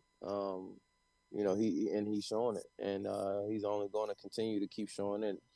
And, we got the players to make him look good. He's going to call it, and we got the players. We got the skill set. I mean, we got so many receivers that can do so much. I think at times it should get hard for him, because got to get the ball to all of them. But you only got one football, man, and you have so much talent. So, I don't know how they shake things up in the room to get who the ball and how they scheme it up. But thus far he's done a phenomenal job with sharing the ball amongst the team. But, it'd be hard for me to be an offensive coordinator with so much talent, man. 'Cause this is actually a talented football team. And but he's doing what he needs to do, man. We're not in we're in a great place, but it's more to achieve. So we're not comfortable. I appreciate that. I wanted to reference, like, it's an interesting scenario, because you got a ring, right, from a year ago. But I have no doubt that you want to be like involved. You want to be the guy that's like making plays in order to win a. Is that what drives you now? And I have no doubt that you have pride in the fact that you can call yourself a Super Bowl champion for forever. I talked to guys, Jameel McClain here in Baltimore is a guy that like it bummed him out that he was hurt when the Ravens won the Super Bowl and he didn't get to make that impact. How much does that drive you now? Okay, I've got a ring, but I want to be like on the field contributing and having that feeling of playing and winning a Super Bowl. Man, that makes it'll mean a lot, and not to take away from winning that ring because that I was still emotional and it's something as a kid you always dreamed of. You watch the guys on there tearing up and holding up the trophy, and it's just like, I want to be a part of that one day. And regardless how you get there, even if you get there, it's still an accomplishment in your life, right? But to hold up the trophy knowing that you contributed in a way to win the game that day would mean everything. So that's what I'm chasing. I'm chasing another ring, man. That feeling was just it's more than enough for you to continue to keep striving every day to get that feeling again. I tell people all the time I can see why Tom Brady played so long. Like, winning that ring is like, it's almost like a drug that you probably will never experience again, or you probably will. And it's just like, it's just so much joy. Like that's probably one of the, I don't have kids. I'm not married. But that at this point was like one of the happiest moments of my life. I was just so happy. Tears are running down my eyes. I just didn't even know why.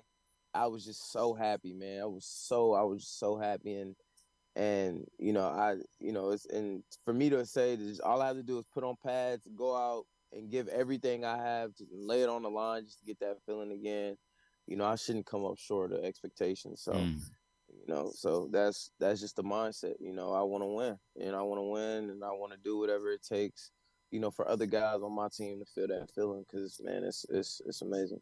I think it goes without saying that everybody here supports that thought process, and we are fully on board with it working out that way. Melvin, do you have any feel at all yet for Ravens Steelers and what this means coming up this week for everybody here in Baltimore and sort of what this? I'm sure you have a sense for what this rivalry has meant throughout the NFL. Yeah, I got an idea of just this division alone. I mean, no one in the building takes this division lightly, regardless of who we're playing, whether it's Cleveland, Cincinnati, the Steelers. It's real deal. Like you have to have your hard hat on, and they make that known. And we practice pretty hard, so we don't have to get ready. We're ready to go. But it's still a mindset that you have to have. I don't care going up against these teams, Pittsburgh, and that's how I've always felt. I didn't have to be a Raven to know that when you play these teams, you had to be ready because they just play bully ball, and it's just honestly it just comes down to who's gonna be the biggest bully that day, and that's just what it is. that's been known since before I got in the league. No doubt. When I got in the league, it's just this division is just there is bully ball. and who's gonna be the toughest kid on the block. So we understand that, and we got to prepare. I don't care what their record is. They could be 0 and whatever. I know, especially when they play inside their division, they about to bring it. So you don't want to be that one that's caught lacking. You have to be ready. You have to be prepared when you're going up against a team like this because it's the National Football League 1, and it's this division to where these guys get down and they get physical, man. All right, last one for you. Kevin Zeitler, right? Couple of Wisconsin guys again. And do I have it right that you would have been teammates very briefly when you guys were in college, or did you guys miss each other? I had a year with Zeitler. Wow. So the career that he's carved out for himself and y'all reuniting this way this deep into your careers. I don't know if you've had an opportunity. I know that, we were talking to him just 2 weeks ago, and I know Mrs. Zeitlers were making cupcakes for everybody. All training camp long. I don't know if you had an opportunity to try that, but how cool has that been for you to reunite with him this deep into your careers, everything you guys have accomplished? Yeah, man. It's dope, man. I was a little pup when Zeitler was in college, but I love those guys, man. I love, how mean they were on the field. Those guys are nasty. and I enjoyed that every second of it. But I always loved linking up with the Badgers. I paid attention to Zyler's career. We always show love and try to take pictures. We've played against each other a few times. But to be on this team, man, it's just love, man. It's just love, and it just kind of, you look at him and it's flashbacks. Zyler hasn't changed at all. I mean, he got some kids and a family now, which is dope to see. But man, I mean, I enjoy it, man. I enjoy it. Awesome. I enjoy having him block for me when I'm at this point in my career. When when I was a freshman, I didn't really get to run behind him, So it's dope, man. That's cool, man. That is really cool. All right. I know Twitter, it's Melvin Gordon 25, and Instagram, I am Melvin Gordon the third, correct? No, it's just at Melvin. Just okay. Very good. At Melvin, give him a follow there on Instagram. Anything else that we can plug for you, bro? Oh, that's pretty much it right now, man. I appreciate you showing the love and taking the time, man. Honestly, Man, it's awesome to have you here and in the mix, and seeing how much it means to you to be a Baltimore Raven. I think that's a really cool story for everybody. Melvin Gordon, thank you for taking the time for us, bro. Really appreciate you doing this today. Yeah, man. Thank you. It's Melvin Gordon. Really enjoyed that conversation, and I tried telling you guys that. It's funny. We a lot of times will bring on draft prospects every year, and when Thomas Hammock was the running backs coach with the Ravens, he had actually, of course, come from Wisconsin. And Melvin Gordon and I have this conversation. We had talked about Thomas Hammock during the course of that It was part of the reason why we brought Melvin Gordon on. I don't even remember what year. Would that have been, God, what would that, 15 maybe would have been that draft? Is that right? That sounds right. Something like that. I mean, it was a while ago. Yes. First round in the 2015. Okay. 15th overall pick. So we record, much like we had to record this morning, we record this conversation to air the next day, and I always tell everybody, all right, I'm going to hit stop, and I hit stop so that, they understand if we exchange pleasantries, it's not off the record. Right, essentially. So I hit stop, and we're talking with Melvin Gordon, and he was like, bro, I need you to get me to Baltimore. And I was like, what? He's like, you don't understand. This is where I want to be. And I was like, all right, man, I don't think I'm going to have the power in that capacity. I can send a note to people that I know and just pass that along, but I'm going to guess that they probably already know. The Ravens took in the first round with the 26th pick, Rashad Perryman. Oh. Where did Melvin Gordon go? He went 15th. He went 15th overall. So it Look, would have, man, it would have been tough to get him. But no, it wasn't going to happen. Yeah. But he really, I'm telling you, man, it was wild to hear that. Like, I really wish I could have kept recording and still had that audio to share now, right? Mm-hmm. Like, now that it's worked out and he's here, it'd be a really neat thing to share. Also, But Nelson Aguilar, 20th overall pick in 2015. how about that? Yeah. Stockpiling. Marcus Peters was the 18th pick that year. They've had 4 2015 first-round picks on their team over the years. But great stuff. And, it was for Melvin Gordon's sake, obviously, I know it had to feel good to be involved, and you could hear that and how much he's enjoying his time in Baltimore. And, I'm not going to suddenly be like, Melvin Gordon's the greatest running back of all time. I appreciate him taking the time, but it's not going to change the fact that I still largely would say that I have tepid expectations for Melvin Gordon the rest of the season. I think it's a fair way of saying it. He's got to make sure he holds on to the football. Obviously, that wasn't a problem for him yesterday. Lamar's got to make sure he holds on to the football. Trying to do too much yesterday. It wasn't there. I get it. It's frustrating when it just doesn't work. But you got to pull that ball back down, man, and just recognize, hey, bro, this one got blown up.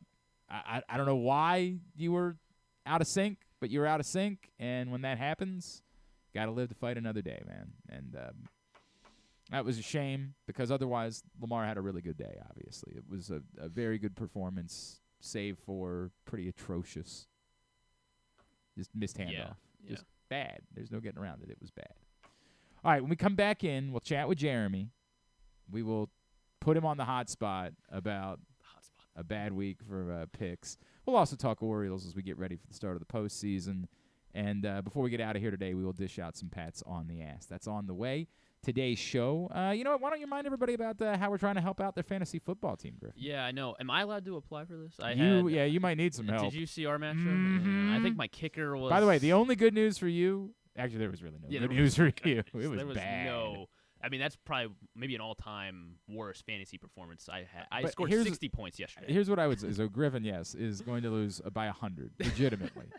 By 100. I am up. Good thing we didn't do any side bet on None that. of us have anybody else left. So you're not going to lose by you're going to lose by 97. Yeah. You're going to lose 166.3 to 69.4. Much closer. My kicker was my highest. I guess Devontae Smith was. Devontae Smith with 14.8 was your highest. Yeah. It was not a great day for Griffin in the Press Box League. So if you're me and your fantasy football team needs a lot of help, Pressbox and Live Casino and Hotel have the answer. One lucky winner will receive a private fantasy football consultation with Pressbox's fantasy football expert, Joe Serpico, who we're going to chat with tomorrow, with ongoing help throughout the season, including advice on starts and sits, trades, and waiver wire pickups, plus a VIP game day experience at Live Casino and Hotel Maryland's Sports and Social with a reserve table and $200 in food and beverage credit. To enter, go to PressBoxOnline.com/contest. PressBoxOnline.com/contest. Must be 21 or older to enter. Complete rules are available at PressBoxOnline.com/contest. Now, I ask you, would you rather be in your spot or would you rather be the guy that's slated to score the second most points in the league this week and yet have no chance of winning? Man, who is in another league I play in? Ryan Schell already has 100. He can't catch a break anyway. He already has 104. He still has Kenneth Walker, DK Metcalf, and Graham Gano left to play. Wow. He's on pace to score 150. The problem for him is I've got 198. Jeez. And I still have the Seattle defense to play.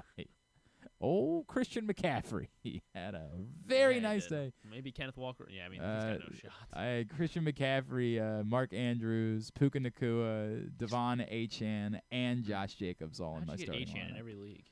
Well, in one league, this league actually, I had him, released him, and then had to use a waiver claim in order to get him back. But I hadn't used a waiver claim yet this season, so I was at the top of the list and was able to snag Devon Achane, who I had, like an idiot, let go earlier in the year. I think they'll hold on to Rashad Bateman. Oh, I felt that one's tough. That one pains me a great deal. But, yeah, I got him in that league too. So 2 of my 3 leagues, I'm holding Devon Achane. That's good news. All right, when we come back in, we will chat with Jeremy Conn. It's Glenn Clark Radio. The Baltimore County Police Department is now hiring with competitive salaries, including for experienced police officers, starting salaries between over $68,000 and over $82,000 based on your prior service time, accepting up to 7 years of service times with only 6 weeks in the academy, minimum of 2 years prior experience. And police cadet starting salaries at over $32,000 must be between the ages of 18 and 20, but you can apply starting at 17 and a half. Must have a high school diploma or GED equivalent at the time of the hire, U.S. citizen at the time of the hire, and a valid driver's license. So if you have a passion for service and want a career for life, now is the time to join the Baltimore County Police Department. Call 410-887-5542 or visit joinbaltimorecountypd.com. Gambling can be a fun and entertaining experience, but there are risks involved. If you're planning on betting on the game at the casino or on your phone or computer, know your limit, stay within it. Set a budget and a time to stop. Remember, gambling isn't a financial solution, and it doesn't mix well with alcohol or drugs. Know the risks and have a plan before you begin gambling. For free and confidential services, call 1-800-GAMBLER 24/7 or go to helpmygamblingproblem.org. All aboard! The Orioles train keeps on moving, and it's ahead of schedule. The Birds are motoring towards a playoff run here in 2023 as their magic number keeps getting smaller and smaller. I'm Paul Valley, and you can find me along with Zach Goodman every Saturday from 10 a.m. to noon right here on the Bat-Around. We'll navigate you through the playoff push as the Orioles look to put an exclamation point on what is turning out to be the best season of the last 40 years. So join us on the Orioles train, and let's enjoy the ride together right here on the Bat-Around. Visit Harford County this fall. Celebrate arts across Harford September 15th through the 30th with dance, theater, music, and visual arts. September 29th through October 1st is the largest Italian festival in Maryland, featuring entertainment, cooking demonstrations, a bocce tournament, and family fun. If you're headed to the Maryland 5-Star, stay and play in Harford County. While you're there, enjoy the scenic views atop the King and Queen seats and experience pumpkin patches, corn mazes, and fall brews along their Harford Libation Trail. For more info, head to visitharford.com. Maryland open. Picking a restaurant to try for the first time? Let's look at the Costas Inn. Here's a few checklist items. Quality of the food? Check. Quality of service? Check. Does restaurant have plenty of free parking? Check. And finally, does restaurant have delicious steamed crabs, crab cakes, crab soup, and specials galore? Check, check, check. Costas Inn, 4100 North Point Boulevard. They check all the boxes. The latest edition of PressBox is available now. On the cover, Bo Smolka dives into what's next for Lamar Jackson after receiving one of the biggest contracts in football history. Is Lamar ready to take the Ravens to the next level, now with a new offensive coordinator and new wide receivers? Also inside, we look at what new football coaches Brian Newberry and Pete Shinnick bring to Navy and Towson, respectively. And we meet players from the college football and soccer programs around the state. PressBox is available for free at over 500 area locations, including 60 Royal Farm stores. And you can always find the entire edition as well as the best daily coverage of the O's, Ravens, and Terps at PressBoxOnline.com.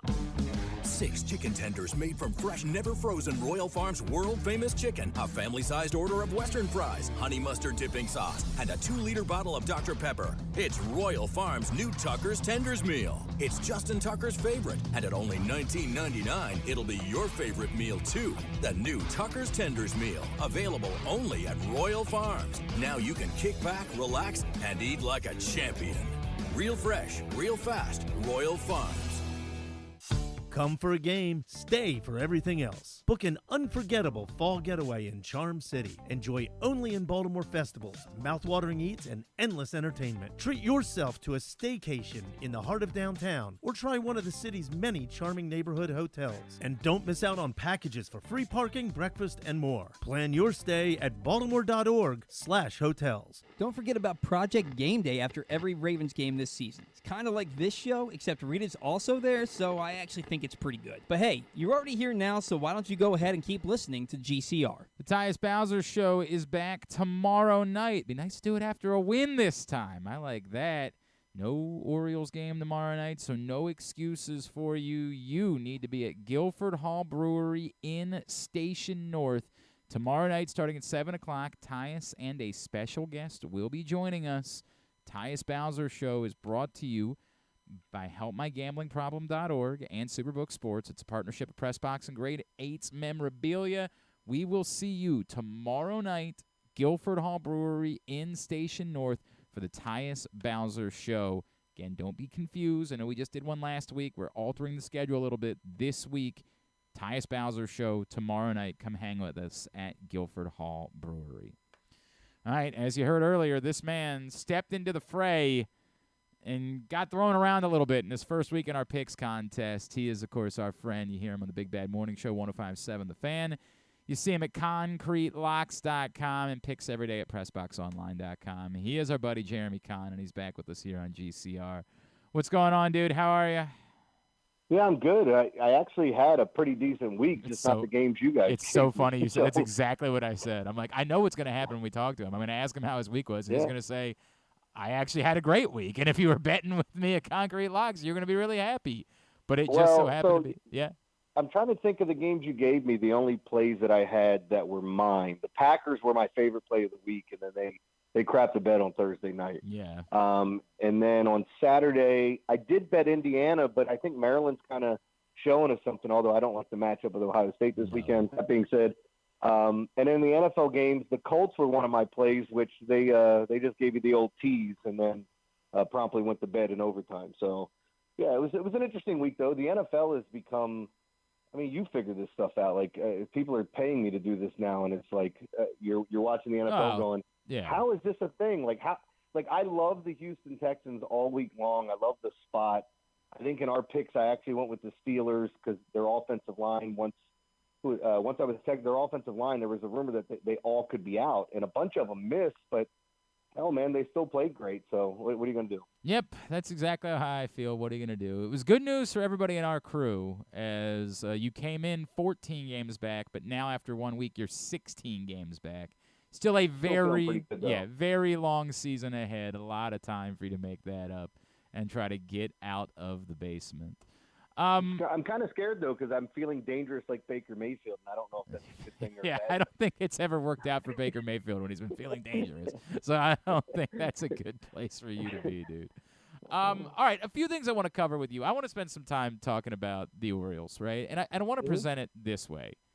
So we're here now, right? And the joy of Thursday night and of the impossibility of this team that had so little expectations winning the division, it's all wonderful. Now how do we approach this moving forward? Because it's such a difficult thing for me I know that you're moving the goalpost to say that they need to go win the American League or they need to go win the World Series. It's unfair to move the goalpost that way. Mm-hmm. But at the same time, you're here, and you have been the best team in the American League. And there's no one – the last time you played the Astros, you took 2 out of 3 on the road. That you've had success against the Rays all season long. There doesn't seem to be any reason why we shouldn't be capable of expecting them to win the American League. So I'm in this very difficult, juxtaposition of it's not fair for that to be the expectation, but also it seems like it's really fair for that to be the expectation. Yeah, you're right. Right. I mean, that's what it is. All right, cool. I don't know. Because right now, this is where fans are going to turn into just unbearable at times because if they don't win it all, it's an absolute failure, right? And everybody's on board now. And then you got the guys that jumped off that are, hey, we're back now. Hey, the team's good, and I'm happy to help you guys root for them. But I'm going to criticize them at every turn. It's not the same team that's going into the postseason because they have to change up the entire bullpen, in my opinion. And a lot of teams will do this where you're going to put starters out there. You're going to try things that you haven't tried before. Things get really short, like let's say Kyle Bradish is starting game 1 for him, and he just doesn't have it in 2 1/3. You're looking at it, and you've given up 2 runs, and you got 2 on. Ultimately, you're looking at making the decision, do we trust him enough, which they don't know the answer yet. I mean, we haven't seen enough of them to know if you can leave him out there, and inevitably, whatever your decision is, you're going to be vilified or saluted if it's right or wrong, right? That's you left Pedro in too long. I can't believe you did it. Wait a minute. Why didn't you leave him in long enough? All those things inherently are going to happen. But ultimately, this has been a successful season, any way that people want to describe it. That being said, you do have to set yourself up for failure. Now you're facing the best of the best. And I do think they're the best team in the American League. I don't know if they're the best team in baseball. But we'll find out because anybody that's on the National League side got absolute juggernaut. In Atlanta, I think they led in 8 of the major statistical categories, and no team's done that ever. And the last team that did anything similar to it was 1920, where they led in 5 categories of the major categories. So, look, I think it's kind of a catch-22. I said all along, enjoy the ride, and I think that's what people should do in the postseason. But it's really hard if that ride comes to a halt.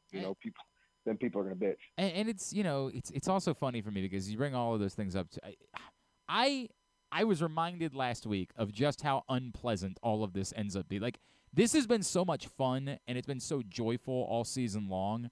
And then all of a sudden on Saturday, we are going to need antacid. We are there is nothing fun about playoff baseball. There's no joy involved other than if you win, right? The actual experience, and we had not experienced it in a while, but actually sitting and watching these games is about as hellacious as anything that you can possibly experience as a sports fan. Yeah, there's no question about it. I love every second of it, and as I said, you've never seen anything like me until you watch me actually watch Orioles baseball in the postseason because it's literally the one team I care about. It's I'm a Dallas Mavericks fan. I wouldn't tell you I have an NFL team that I necessarily root for outside of the Ravens just because it's good for the city, but I don't live and die by it. The only team I really live and die by is the Orioles. And you really haven't had a chance to see it all that much just because they haven't been that good in most of my adult life. So, but yeah, I lose my mind the same way that other people do. I just don't hold on to it for as long as some people. And I understand what expectations are. So I really like this team a lot. I don't know if they're constituted to win in the postseason just yet because postseason's all about starting pitching and bullpen.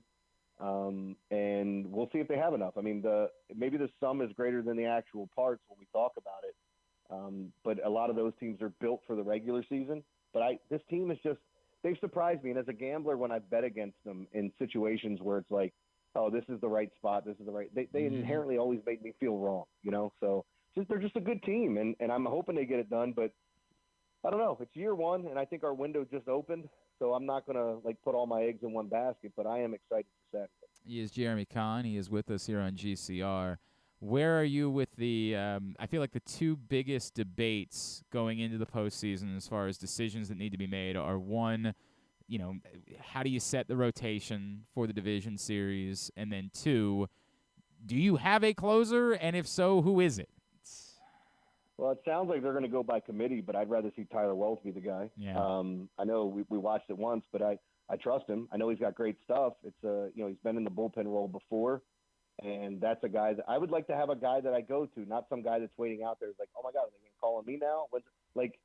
The teams that have been successful in the postseason have been the teams that said, this is my 7th inning guy, or this is my 6th and 7th inning guy, this is my 8th inning guy, or 8th and 9th inning guy, however you want to set it up. But I don't know that I have a couple of guys in that bullpen. Batista's one of those guys that, and Cano at the beginning of the year, I'm going, man, they might be able to use these guys for, 10 outs, 12 outs in the postseason if need be, and you've got something special. I don't know if they have that right now. So, it's going to be interesting, and you're going to face teams like the Rays that have done this over and over and over again, or you may face them. The Rangers, whose pitching seems to be depleted, but they made a bunch of trades for it. They have a guy that should have won the MVP if there's nobody named Shohei Ohtani and Corey Seager. So, there's a lot to look at here, but I'm just excited for Saturday. And I think, inevitably when you talk about the closer, it's Tyler Wells. The starters, for me, it's fairly easy. I'm starting with Bradish. I'm going Grayson, and I'm pitching Means on the road. And then if I need it, then I'm going Kramer. Why Kramer over Gibson at this point? I just think he's a better pitcher. Gibson's Gibson's been here before. He's the vet, and I understand it if they go with him, and I won't argue it. But I just think Kramer's been a better pitcher all year long and been, in my opinion, more consistent than Gibson. When Gibson's bad, he's really bad. And when you have those types of games in the postseason, you tax your bullpen, unless you get another starter to come in and fill that void. And the good thing for them is that I'm assuming Flaherty and Gibson will be in the bullpen. But we'll have to wait and find out. Another big question is Fuji on your roster? Because outside of facing the Astros, Fuji's been lights out. And his numbers against the Astros are just horrific. I don't think there's any chance to me that Fuji's on the roster. I just can't fathom it. I don't either. But again, it is an option for them. I'm in a weird place with the Kramer Gibson thing because for the most part, I was set on it being Kramer until September, right? I don't know how you measure hot hand going into the playoffs, and that's the really difficult thing that I'm struggling with. And it's not like Kramer was awful in September, but he had 2 particularly terrible starts in September. For the month, he pitched to a 3.57 ERA, which, that's not all that bad, but 2 starts in there that were just dreadful against Cleveland and St. Louis, whereas, Kyle Gibson in September was actually pitching really well. And I'm not trying to – I think the things that you said are relevant. I also wonder if Kramer just wouldn't be more helpful for you. I think it's more likely that you need somebody in a short situation in the bullpen than you do another long man. You would think Flaherty would have a long man role. If Cole Irvin's on the roster, he'd have a long man role. So I'm not really sure how Gibson helps in a 1-inning spot versus the idea that I think Kramer could help in that spot. See, but I like Gibson more for the long man role than I do Flaherty because, my thing with Flaherty is the times I've watched him pitch and when I think he can be on is when he gets to gear up for 3 batters. His issue this year had been a lot of times. Now, it wasn't a lot with the Orioles, although it did happen, especially when he pitched well. You would see it the second and third time through the orders where he would really struggle. But I think for some reason I feel like he can be a good relief pitcher and kind of, turn things around for himself and pitch well in the postseason out of the bullpen. But, again, this is why Hyde's got to make the tough decisions because I don't think any of these decisions are easy for a team that's, they manipulated the, sending guys up and down and using that to the ability and guys that had options, things like that. And now you're kind of stuck with what you have. So. By the way, I think I'm with you on Wells, and I wrote about that a little today at PressBoxOnline.com. But I can't help but shake that, he has given up an awful lot of home runs, and it's. That's the other part of it too. Yeah, it's scary when you think about a closer, but who do you trust the most out there? No, I'm with you. As far as stuff goes, I think at this point, I wanted it to default to Cano, and the way that he had pitched in August, you were hoping that he could solidify it and not be Felix Bautista, but be someone that you had confidence in. But there's just no way to have confidence in Cano going into the playoffs. And he seems to just pitch better when he's pitching in the 8th inning. And so I'm inclined to agree with you and say Now, look, I do, to your point, I think that if there are lefties that are slated to be due up in the ninth inning, I think they're going to go to Cologne. Like, I do think that they're going to play matchups as they get there. But if I had the gun to my head, and again, why? But I would probably be with you and say I would give the opportunity to Wells in the postseason. Yeah, I think that's great against the Rays team, who are doing the lefty-righty switches all the time and flipping things around. When you face the Astros, I mean, they essentially have two lefties in their lineup, and they match lefties, so it doesn't really matter. And honestly, I think whoever you face in the World Series, whether if it's Braves, Dodgers, and I think the Phillies are a live dog because they don't care about the Braves. They're not worried about facing them. And for whatever reason, I believe it's Zach Wheeler that's had the Braves number. But that being said, I just think that whoever you see in the World Series, they're not, you could play the matchup thing. If it's the Phillies, yeah, they got all those lefties that you'd love to match up with. But we'll see if it works out. I mean, I'm more of the traditionalist of liking it set up a certain way. Do you have a preference, Rays Rangers? I think I'd rather face the Rangers because the Rays are bringing great pitching. I know that. But no, I don't think I have a preference. I mean, I think I'm in that zone where it's like, look, we're the 1 seed. Let them come to us. I'm not worried about who it's going to be. It does seem a little unfair, right? Like everybody wants to play the Twins if they should win because they were the weakest team in the playoffs. They have good pitching, not great hitting. They strike out more than anyone else, and the Blue Jays will get them first. I guess it's right, but I still think Texas and I would say Texas and Tampa are better than the other two teams. I agree. I know Toronto's pitching solid, but you're going to get one, so what does it matter? Either you get a great hitting lineup or a great pitching lineup, and we already hate the Rays. So that's sort of where I am. Like, I think it would be maybe a little bit more. There'd be a little bit more juice here for a Rays series, but my God, it's the playoffs. There's going to be juice no matter who it is, right? Like, I don't know. How do you feel about I literally don't like any of the teams. I hate the Red Sox. I hate the Yankees. I have a strong dislike for Toronto. I don't like them either, but when we play them, I hate them. With the Rays, it's always been indifferent. I want to beat them, but it's oh, they're cute. They're doing their thing. Right, look at them. right. They don't have much money. Yeah. Look, they look nice, and then they beat you, and you're like, those sons of bitches. I hate them. So, yeah. So I could see the hate getting spiked up a little bit. I think there would be a little bit of that. I think there would be a little bit of that generated between these two, whatever fan base there is in Tampa. I think there'd be a little bit of that would pop up during the course of a series like that. How does it make sense that the teams with the two best records in the American League end up playing each other in the second round?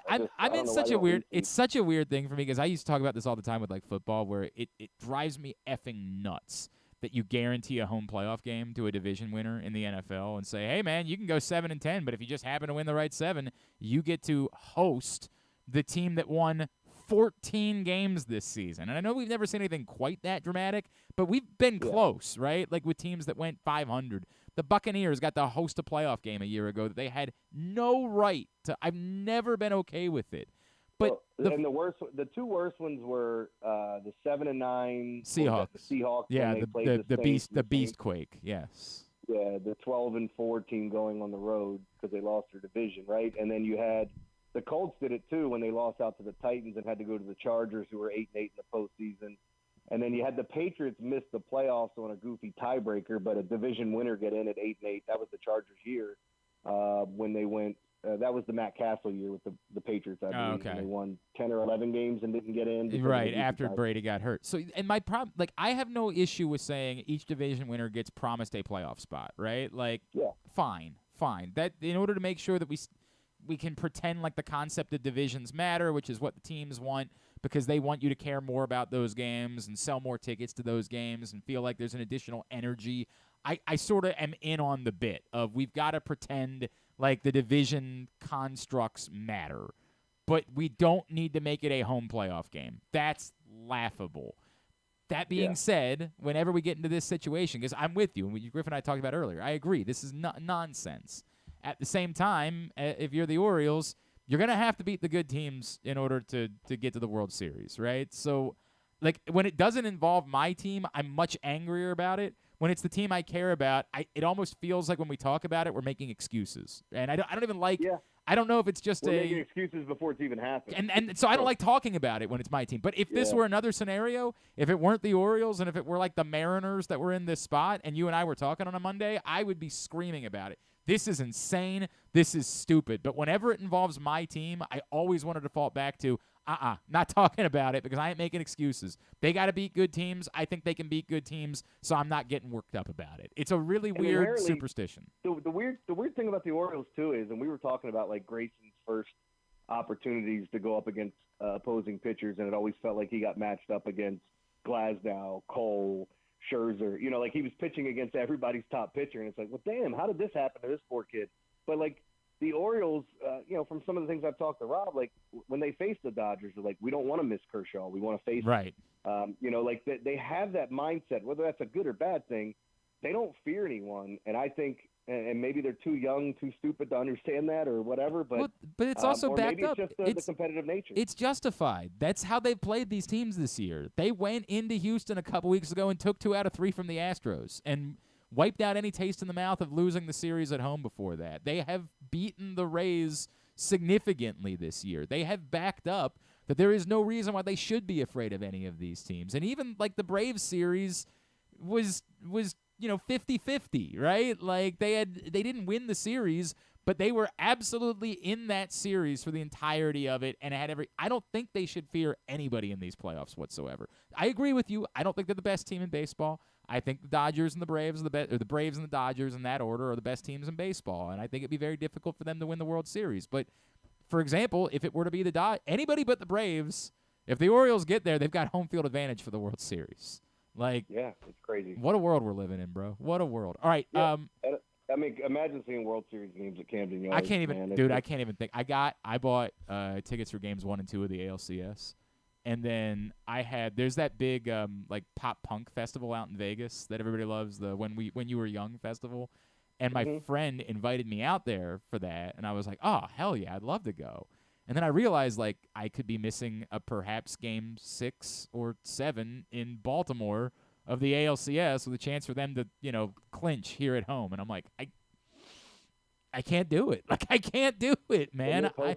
I have not experienced these things in my life. Like, this is uncharted water for me, and I know I'm going to set myself up for disappointment. We were joking about that, my buddy and I, like, dude, you're going to be really sick if the Orioles lose, and you could have been in Vegas. And I'm like, yep, I know I will. I know I'll be as sick as I've ever been in my life over it, but I can't do it to myself. I've got to leave that open. And my God, Mrs. Clark and I might end up getting divorced because if there is a World Series, there will be no college fund anymore. I will come hell or high water, find a way. I could definitely see Glenn if they get knocked out of the postseason singing the hidden song on Blink's first album. Dude. Green Day's first album, right? Was it I was all by myself. Yeah, I was lonely. Nice pull. Yeah. By the way, what was your favorite Jimmy Butler emo band reference? I did like, I think it was Mike Golick Jr. went with Backboard Confessional, which I enjoyed a great deal. I threw out Newfound Scoring was mine that I went with. I saw a Ball Out Boy was one that I enjoyed a good bit. I thought I like Ball Out Boy. Ball Out Boy was really good. The internet was having a time with that. How much fun the internet is just. I know everybody says they're undefeated, but no matter what, I am tired of the Kevin James memes, but they are funny as hell. The concept, I did like that. Did you see that Maryland football was doing it on Saturday? I dug that. Yeah. I really did. I liked that with Maryland football on Saturday, where during field goals they were putting up the Kevin James Shrug picture on the big screen. Yeah. I thought that was a good bit. Right? That was a good bit. It's been pretty good, but the internet's had some great stuff, and thank God for Jimmy Butler bringing this on. Like, I just wanted somebody to talk to about the Drew Holiday trade. And then I'm just not surrounded by anybody that cared about the NBA at that moment. So I got to be honest with you. I think that Drew Holiday is underappreciated, and I do think it's significant. But I thought it was weird that some of the betting markets shifted back from Milwaukee to Boston after that deal. It's just knee-jerk reactions. I mean, yeah. So what Damian Lillard said before that Drew Holiday is the toughest guard to go up against in the league, which I think he's the most underrated player. He's not a great offensive player, but he gives you that. But he definitely works on the other end of the floor. No other, you can put him on the best player on the other team, even if they're bigger than him. And he gets in their kitchen and frustrates them. So he's one of my favorite players. But yeah, that was a bit of a knee jerk reaction. But now Boston with their I mean, they got Kristaps Porzingis and Drew Holiday to go along with the big two. So we'll see if it all can work out. But that's another thing that people don't think about is when you put all the egos together, does it mesh? So I just feel like, find out. I just feel like Giannis and Lillard is such a perfect combination. Like, it just feels on paper like about as perfect of a duo as you could put together. And I get it, like, it's going to be awkward for Lillard to not have the offense always go through him. But Giannis, to me, it's almost like Jokic. Like, I think Giannis is the perfect player to view, like, Lillard is a great complementary piece and to make it work, the two of them, the way that Jokic and Murray work so well together. Like, I mean, it's probably going to be a lot like Shaq with Kobe. Like, most of the game, you're going to him, you're feeding him. But when we get in the last 2 to 3 minutes, same time. Yep. Because he's a better free throw shooter. He's a better, I don't want to say he's a better finisher, but, like, in those games, you're fine with him going to the line because what is he, like a high 80% free throw shooter? He's a great player. Yep, no question, man. I think that I am very scared of that duo in Milwaukee if Giannis stays healthy. All right, before I let you go, you are so willing to admit so many things. Most people would probably say too many things, of course, right? Yeah, like, my wife would say that. Is there anything – so I'm going to say this. I'm going to have to ask off from the radio show because I don't know if you saw this morning, but the Mariah Carey Christmas tour was announced. And the date in Baltimore I'm not able to attend because I've got another event that night. So I'm going to go instead to the Philadelphia show on a Wednesday night. And it's going to be embarrassing for me to have to say to people – I'm not going to be at the show because I'm going to the Mariah Carey Christmas tour. But you know me. I have worn I'm a Christmas person. Yeah. It's a thing. However you want to judge me, I've accepted it. But it's still going to be like, I would almost rather have a better lie to tell, right? Like I would just, what is it? What have you had to tell that you've said to yourself, I'm going to share it because it's what I do. It's what people know me as. But I'm not proud of the fact that I'm going to tell people that this is what I'm doing, and truth be told, I'd rather lie about it. Yeah, it's weird because, like, I don't know that I have a thing that worries me to tell people. Like, I've literally said, I mean, you know it. I mean, I have cousins that got married. There is have that, a yes. kid together. Yes. My wife caught me masturbating. I've told that story on the air plenty of times. I don't know if you know that one. I've crapped my pants multiple times, which is unbelievably embarrassing. And you went to see Ed Sheeran in concert. Like, I mean, my God. On the day after, and after I saw that, I love Ed Sheeran. After I saw Ed Sheeran, the next morning, we went to a drag brunch.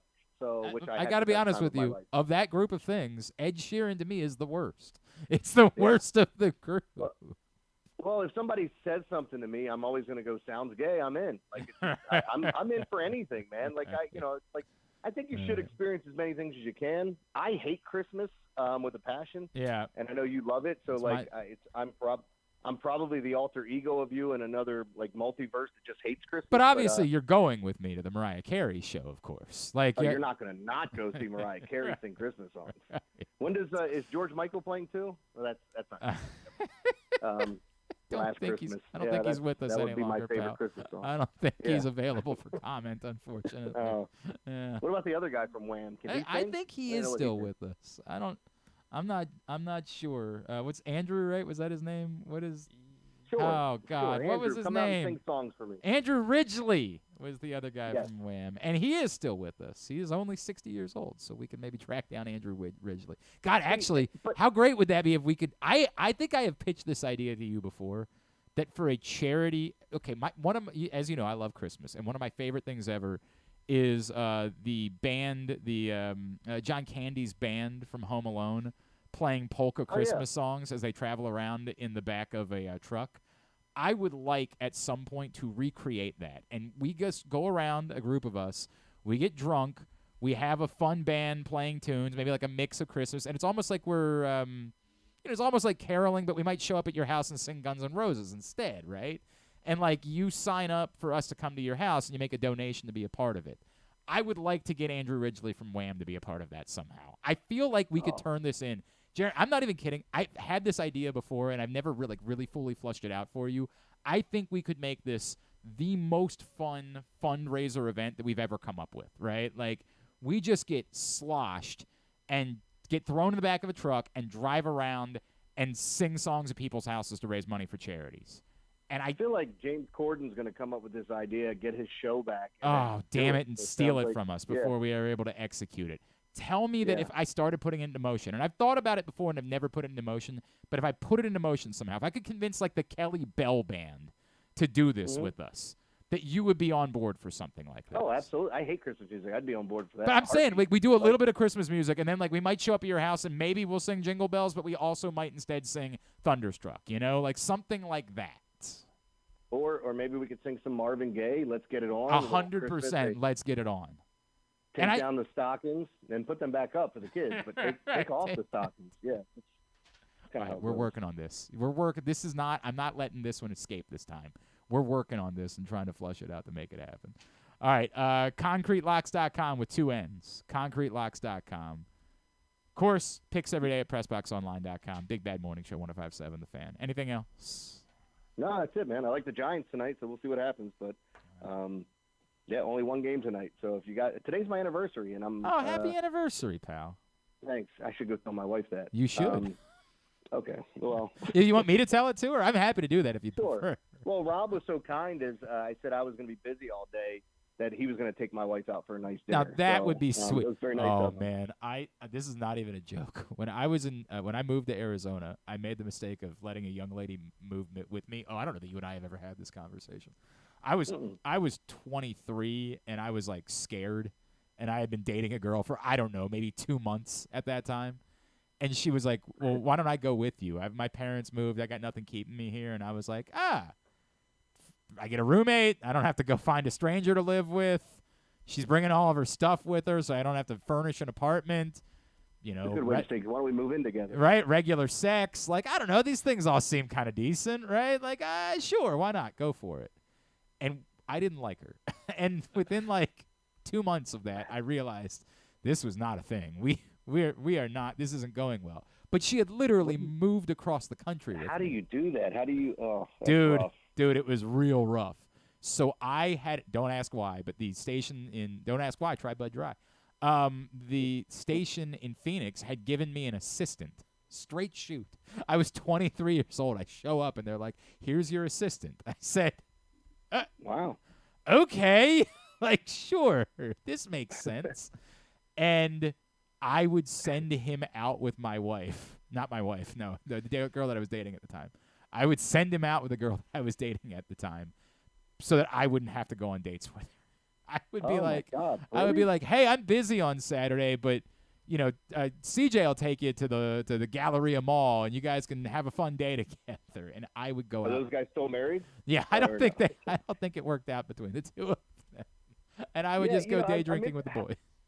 How long did you go through it before you finally said something to Jeremy, the better part of a year. Like, and then even after that, we stayed living together and, like, still sleeping together because it was just, like, it was so uncomfortable that I couldn't just make it a clean break. Like, she would openly, like, tell people, like, we'd be out, and she'd be like, yeah, that's my ex-boyfriend. And I'd be like, yeah? Wow. Yeah? But, like, we were still sharing a bed. Like, I know when my ex-wife and I were going through our divorce, we had still, like, I tried to move out of the house immediately, but when we were going through the whole process of it, we probably lived together for 2 months, and those are, like, the most awkward 2 months of my life of, like, trying to get in and get out and not cross paths with somebody. Yeah. The inevitable, hey, I made dinner, do you want some? Right. Like, I don't know. Like, it's just all that stuff was weird, but I mean, sometimes you got to go through it, you know, and learn from those mistakes. So, yeah, real weird. Yeah. Real Good weird. on you, man. A year. Dude, it was miserable. But thankfully, my friend CJ was very willing to, and she would, like, take him to the movies and, like, buy him. She treated him like he was, like, her little puppy dog. She'd be like, I'll buy you some Junior Mints at the movie theater. Hey, Glenn's assistant, do you want Juju beads? Right. Oh, sure I do. God, I would text me like, how's the day going? Because I was 6 beers in. Oh, it was rough. All right, buddy. Love you. We'll talk again next Monday. Thank you, pal. Sounds good, man. I'll see you. Jeremy Conn with us as he is every Monday here on GCR. Oh, man. That was our flip side. Ryan Chell and I used to go with my wife and I to the movies. So Mrs. Clark is a big fan of getting snacks at the movie theater. I am notorious for I will not be price gouged.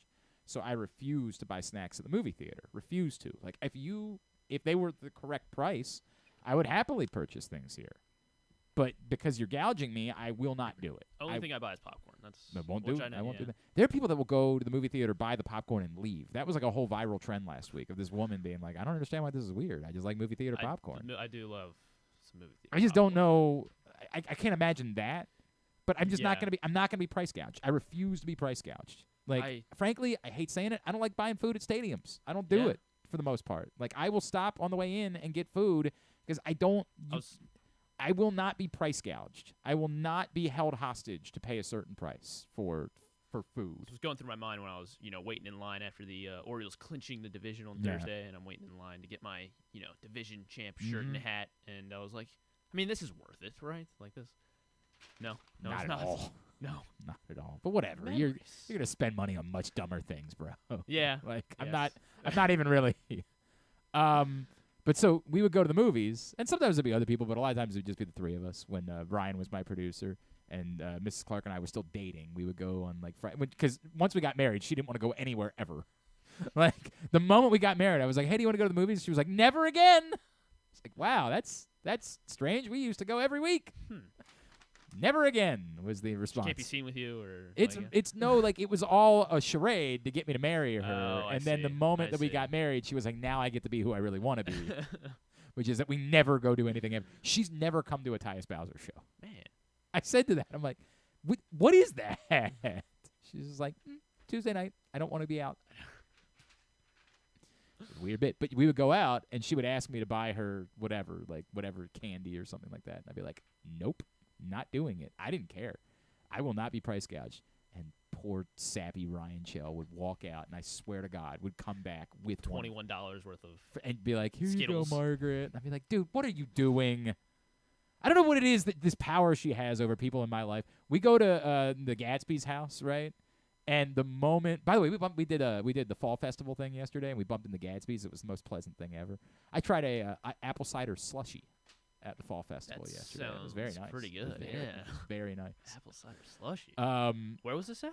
At Weber's. We went to Weber's. I love it. I mean, I'm not getting no pre-plugs. We always go to Weber's, although I think the kids have outgrown it. I think this might be the last time for Weber's for us. We still like Gaver Farm out in Mount Airy. That's one of our favorites. We love that place. That place is amazing. We'll probably go there. But whenever we go to the Gatsby's, we'll get there, and as soon as she gets there, she'll be like, "It's time to start grilling." And he'll just do it. I'll look at him like, don't do that. No. She asked nicely. Tell her that when you're ready, you'll grill food. Or that, like, it's like, no, I'm good. I'll do it now. I'm like, God, I hate you. We got to dish out some pats on the ass. Pats on the ass brought to you by the print issue of Pressbox, which is available for free right now at your neighborhood Royal Farms and the hundreds of locations around town where you find Pressbox. Read it all at PressBoxOnline.com. Great cover story from Bo Smolka, all about Lamar Jackson. And we are just a couple of weeks away from the new print issue of Pressbox hitting newsstands, which will have a baseball theme, and that is all that I will tell you. But that is coming here in the next couple of weeks. All right, you know the deal. Pats on the ass. 5 Ravens, most deserving of praise for their performance. Rank them from 5 to 1. 2 must be offensive players. 2 must be defensive players. The 5th can be another offensive player, another defensive player, special teams player, or a coach. I'm going a little off the beaten path this week. I think people might be a bit surprised by my number 1 on the list this week. My number 5 is Patrick Queen. It just continues to kick ass. As good as Roquan Smith has been this season, I think you might argue that Patrick Queen has been the Ravens' best defensive player this season. I thought he had murdered Dorian Thompson-Robinson on the sack. I thought that was going to be an involuntary manslaughter situation. It's one of the most vicious things I've ever seen. I thought they had gotten rid of that from football, that you weren't allowed to hit people that way. But just all over the place, man. And it continues to be obviously a more complicated conversation about his future with the Ravens and all of those things. But my God, Patrick Queen has just continued to be a monster all season long. He's my number 5. Yeah, I went a little more, I guess, pretty conventional with my 5 here. I probably should put the guy who I believe is your man of the match as my 5 here. But like I feel like that's kind of cheating since I came up with my 5 and then I heard what direction you were going. So I'm going with Artie Millette. Oh, did you watch the post game yesterday? Okay, yes. So I'm going with Artie Millette as my number 5. Okay. Depleted secondary, and I think he needed to step up while we were down cornerbacks, and I thought he did a very valiant job in doing so. He tipped that interception to Brandon Stevens that really helped establish the turn of the game. And as Ian Eagle said, DTR-INT, yeah, which I enjoyed. I thought he had a good day yesterday. Brandon Stevens is my number 4.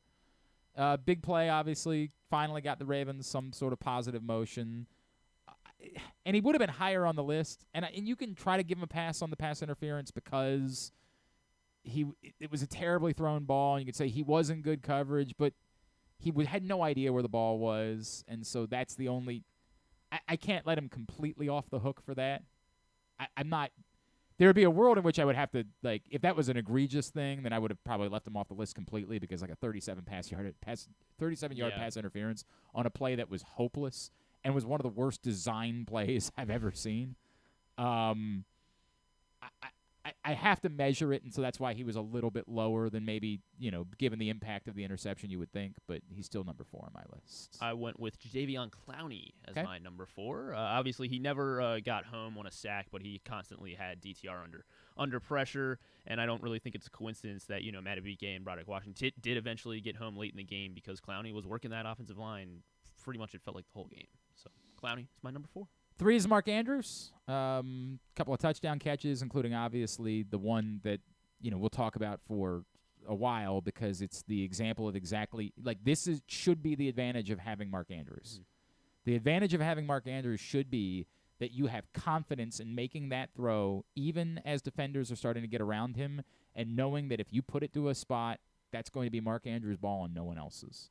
And that should be the Ravens this year in the red zone.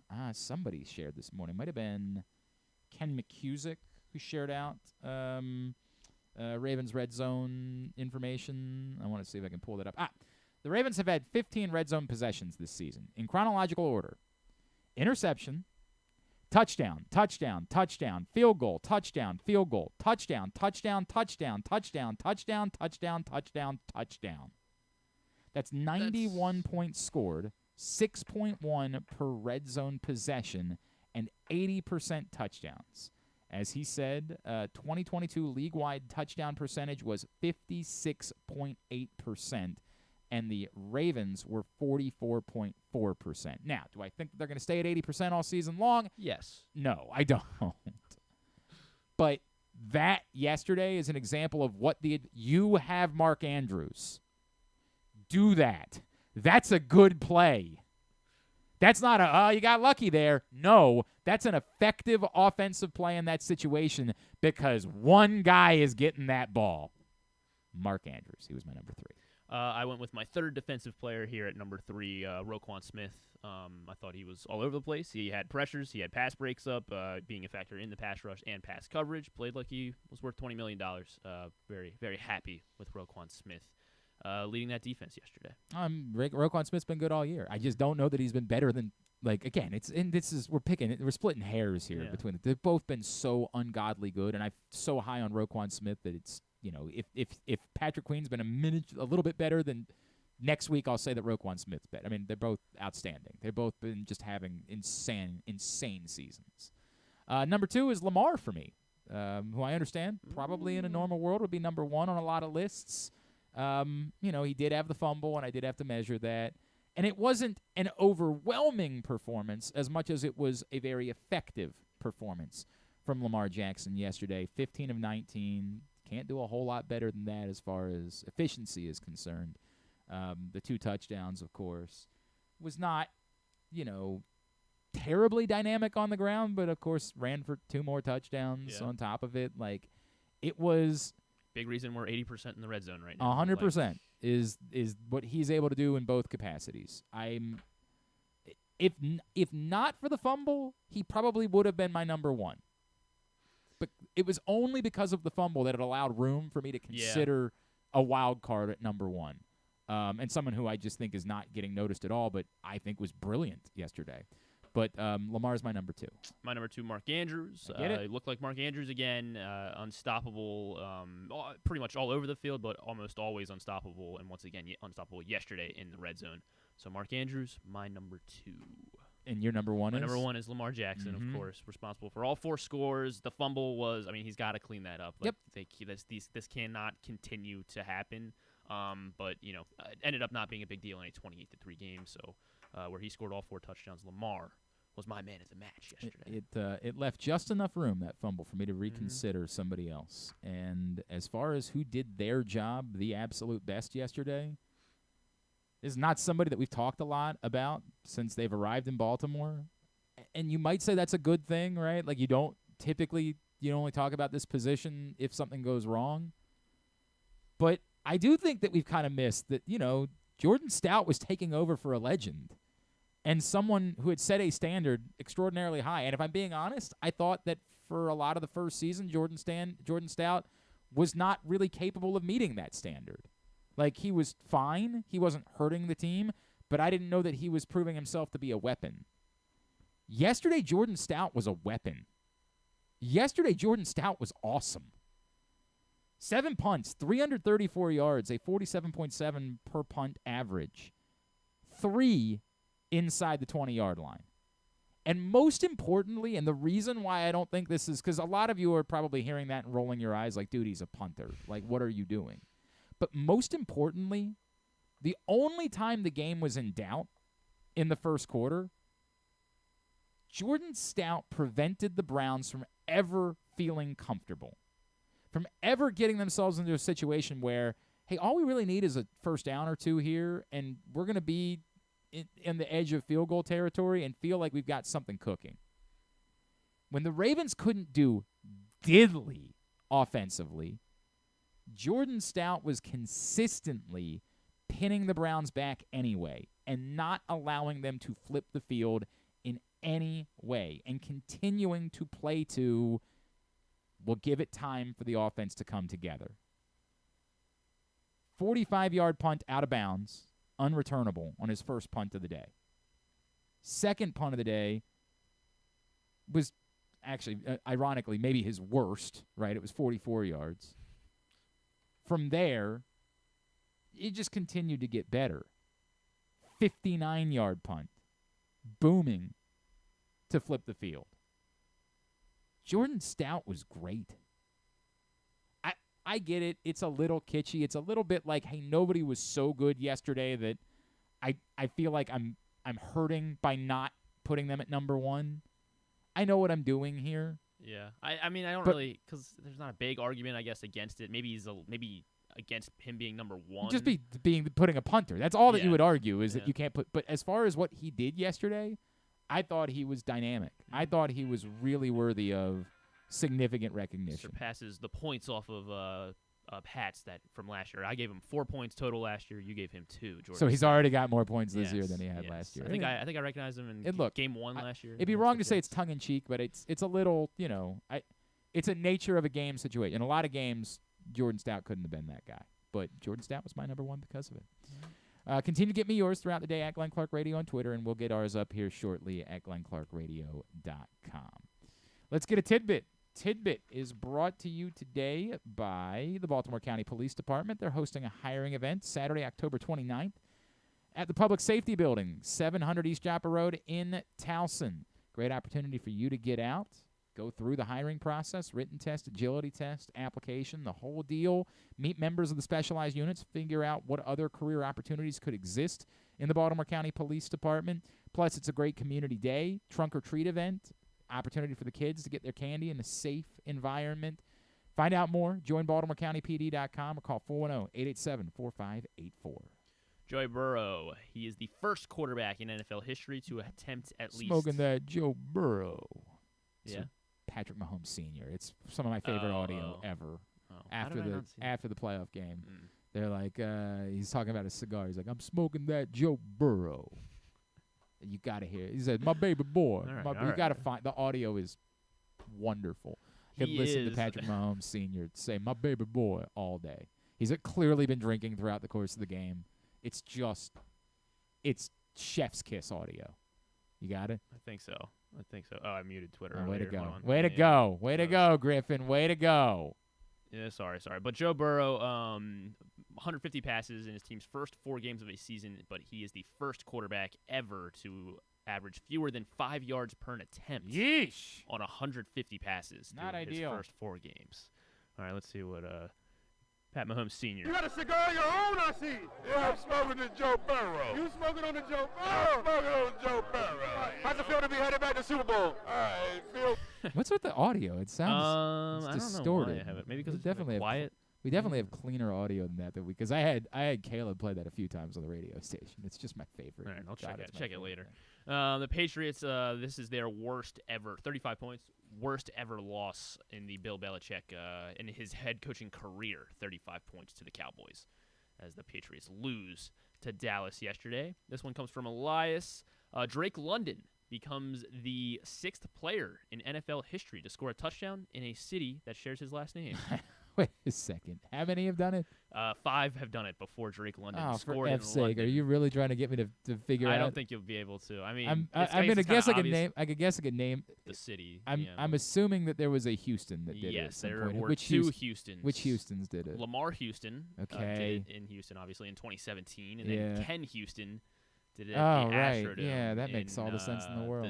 Between 1960, he had a couple. Did between 68 and I never 71. remember which Cleveland is which between Tyree and Ezra, but was it No Cleveland. no scored Cleveland? in So Cleveland. was it Tyree Cleveland that was the wide receiver? Tyree Because I think Cleveland. Ezra Cleveland was a lineman, right? Yeah, one of. I think Tyree Cleveland was Ben a wide Cleveland receiver. probably won't ever score a touchdown either. So. I think it's pretty safe to assume that one of the Washingtons scored yes, in Washington. 3 Washingtons have scored. Did so it's Kelly only Washington? Houston and Washington. Not Kelly. Or no, not Kelly. All right, which ones? Kenny Washington in Okay. 1948, Mark Washington at RFK in 1970, and then Joe Washington. Oh, had yeah, that several makes sense. between the early 80s, during the early 80s. So. All right, so I got 2. Yeah. Hang on. No, that's it. I just gave you all of them. Oh, that's it. I Yeah, thought you said there were. Because they did London. it in multiple cities. Yeah, yeah. Multiple players did it. Yes. God, I yes. thought you meant 2 there were. I Houstons thought you meant did there it were in 6 Houston. cities. Yeah, Oh, sorry. okay. 5. He was a 6th different All right. player. Jamison Hensley, and this one comes from ESPN and Jamison Hensley. Since 2000, the Ravens have faced 9 quarterbacks making their first career starts. By the way, it was Tyree Cleveland, but he never caught any touchdowns. Oh, poor Tyree. And the Ravens have beaten all 9 of Had 9 those. career catches for 91 yards. The only quarterback making their first, or the last quarterback making their first career start against the Ravens to win came in 1999. Was it Kurt Warner? It was. Yeah, it was Kurt indeed. Warner. Yeah. Kurt Warner in 1999 is the I'm only like, wait a or the second. last quarterback to make their first career start against the Ravens and come away with a win. Jake Trotter from ESPN covers the Browns for ESPN. Bizarre stat from yesterday. Elijah Moore became the first player in at least the last 20 seasons to lose 20 yards on a rushing play that wasn't an intentional loss or a fumble. This was just they were trying to gain yards off of this. Real rough. Christian McCaffrey has now moved into a tie for the second most games with a receiving touchdown and a rushing touchdown. Can you name the player ahead of him, and can you round up the Say it top one more 6? time. He has won yesterday. He Yeah, scored a receiving touchdown and a rushing touchdown. Uh-huh. Can you name the players with Good. more games, or sorry, the top 6 most games? Most so he is tied for games second. with both rushing and receiving touchdowns. Mm-hmm. Marshall Faulk. Marshall Faulk is number 1 on this list. 15 such games. McCaffrey is at 12. That was the only obvious one on the list. How about? Oh God, Frank Gore. Frank Gore not on this list. Frank Gore, where would he be at? I'm really a bit surprised. He is less than 6. Really? Yeah. That's really surprising. All right. How about Darren Sproles? Not Darren Sproles. Brian Westbrook. Brian Westbrook is yeah, who that's Christian a McCaffrey regular is tied with. pass catcher. 12 games tied with Christian McCaffrey. I'll even say Ray Rice. Ray Rice is not on this list. Okay. See if I can't find Ray Rice. Darren Sproles was at 6, by the way. Austin Eckler already there? Austin Eckler is here. He has 10 such games. Wow. With a receiving touchdown and rushing touchdown. Not the only active player on the list. Alvin Kamara? Alvin Kamara also on the list. So actually 3 with McCaffrey, Eckler, and Kamara. One more player with 10 such games of a receiving and rushing touchdown. I don't know. Arian Foster? Not Arian Foster. He's at 6 as well. Or was at 6. Chris Johnson? Not Chris Johnson. more older school. Yeah. And there's my Gale Sayers. Not Gale Sayers. Is that too far back? I don't. Barry Sanders. Not Barry Sanders. Further back. Further back than Barry Sanders. Yes. Further back than Barry Sanders. I don't think it's Larry Zonka. No. I don't think it's Franco Harris. Not Franco. I don't think it's Earl Campbell. He pretty much just ran between the tackles. Lenny Moore? Not Lenny Moore. That's a good guess though. Lenny Moore is at 8. All right, we got to go. Tell me. The Cleveland Browns. Oh, Jim Brown? Jim Brown, Okay. yes. Right. Jim Brown had 10 such games. Very good. Very good. All right, Tidbit was also brought to you today by your local Toyota dealer and buyatoyota.com. The Toyota Tacoma comes in a range of models and trim lines, so you can choose the perfect Tacoma to reflect your unique personality and driving habits. Check out buyatoyota.com for deals on new Tacomas from your local Toyota dealer today. Here's what's coming up totally tubular-wise. Tubular is brought to you by Superbook. Again, use the code GlennClark23 when you sign up at Superbook, and you will get a same-day first bet match up to $250. Superbook.com. Download the Superbook app. Again, the code GlennClark23. Pretty much just Monday Night Football tonight. Seahawks-Giants. Big one. That's at 8:15 on ABC. Manningcast back? I think the Manningcast is back. Right? They do have an ESPN2 listed, so I'm assuming that's a Manningcast. Thank goodness. ABC, ESPN, and a Manningcast on ESPN2. Everything else. Chelsea and Fulham this afternoon at 3 on the USA Network. WWE Monday Night Raw at 8. Non-sports. The late nights are back. Oh, right, yes. yeah. Jimmy Kimmel's back with Arnold Schwarzenegger. Okay. Tonight. But how are they? They're still not supposed to be promoting anything, are they? The actors? No, yeah, I don't think they're promoting. I think they're just trying to find who the biggest, guest they can get. Neil deGrasse Tyson will be on Stephen Colbert. I kind of expected it to be more stuff like that. Or Matthew McConaughey and John Mayer will be on Fallon. And then, it's going to be really awkward putting Matthew McConaughey on if he's not allowed to talk about like the things that he's been in. Maybe you got Matthew McConaughey, I I guess. don't know. There's some weird rules to all that. I guess they'll talk politics with sure, Arnold. Sure. Well, McConaughey, maybe he'll talk about running for governor. I don't know. All right, very good. Thanks today to Jeremy Conn as well as to Melvin Gordon. We'll get that up in the greatest hits section of the Oh, my God, it's so good. tab at GlennClarkRadio.com. Tomorrow, the Iron Man, Cal Ripken, scheduled to join us. It was really emotional watching him speak today at Brooks Robinson's Memorial. Matt Millen will check in. He was on the call for the Big Ten Network as Maryland beat Indiana on Saturday. We'll get his thoughts on that. And Joe Serpico, of course, will join us to preview Waiver Wire Wednesday.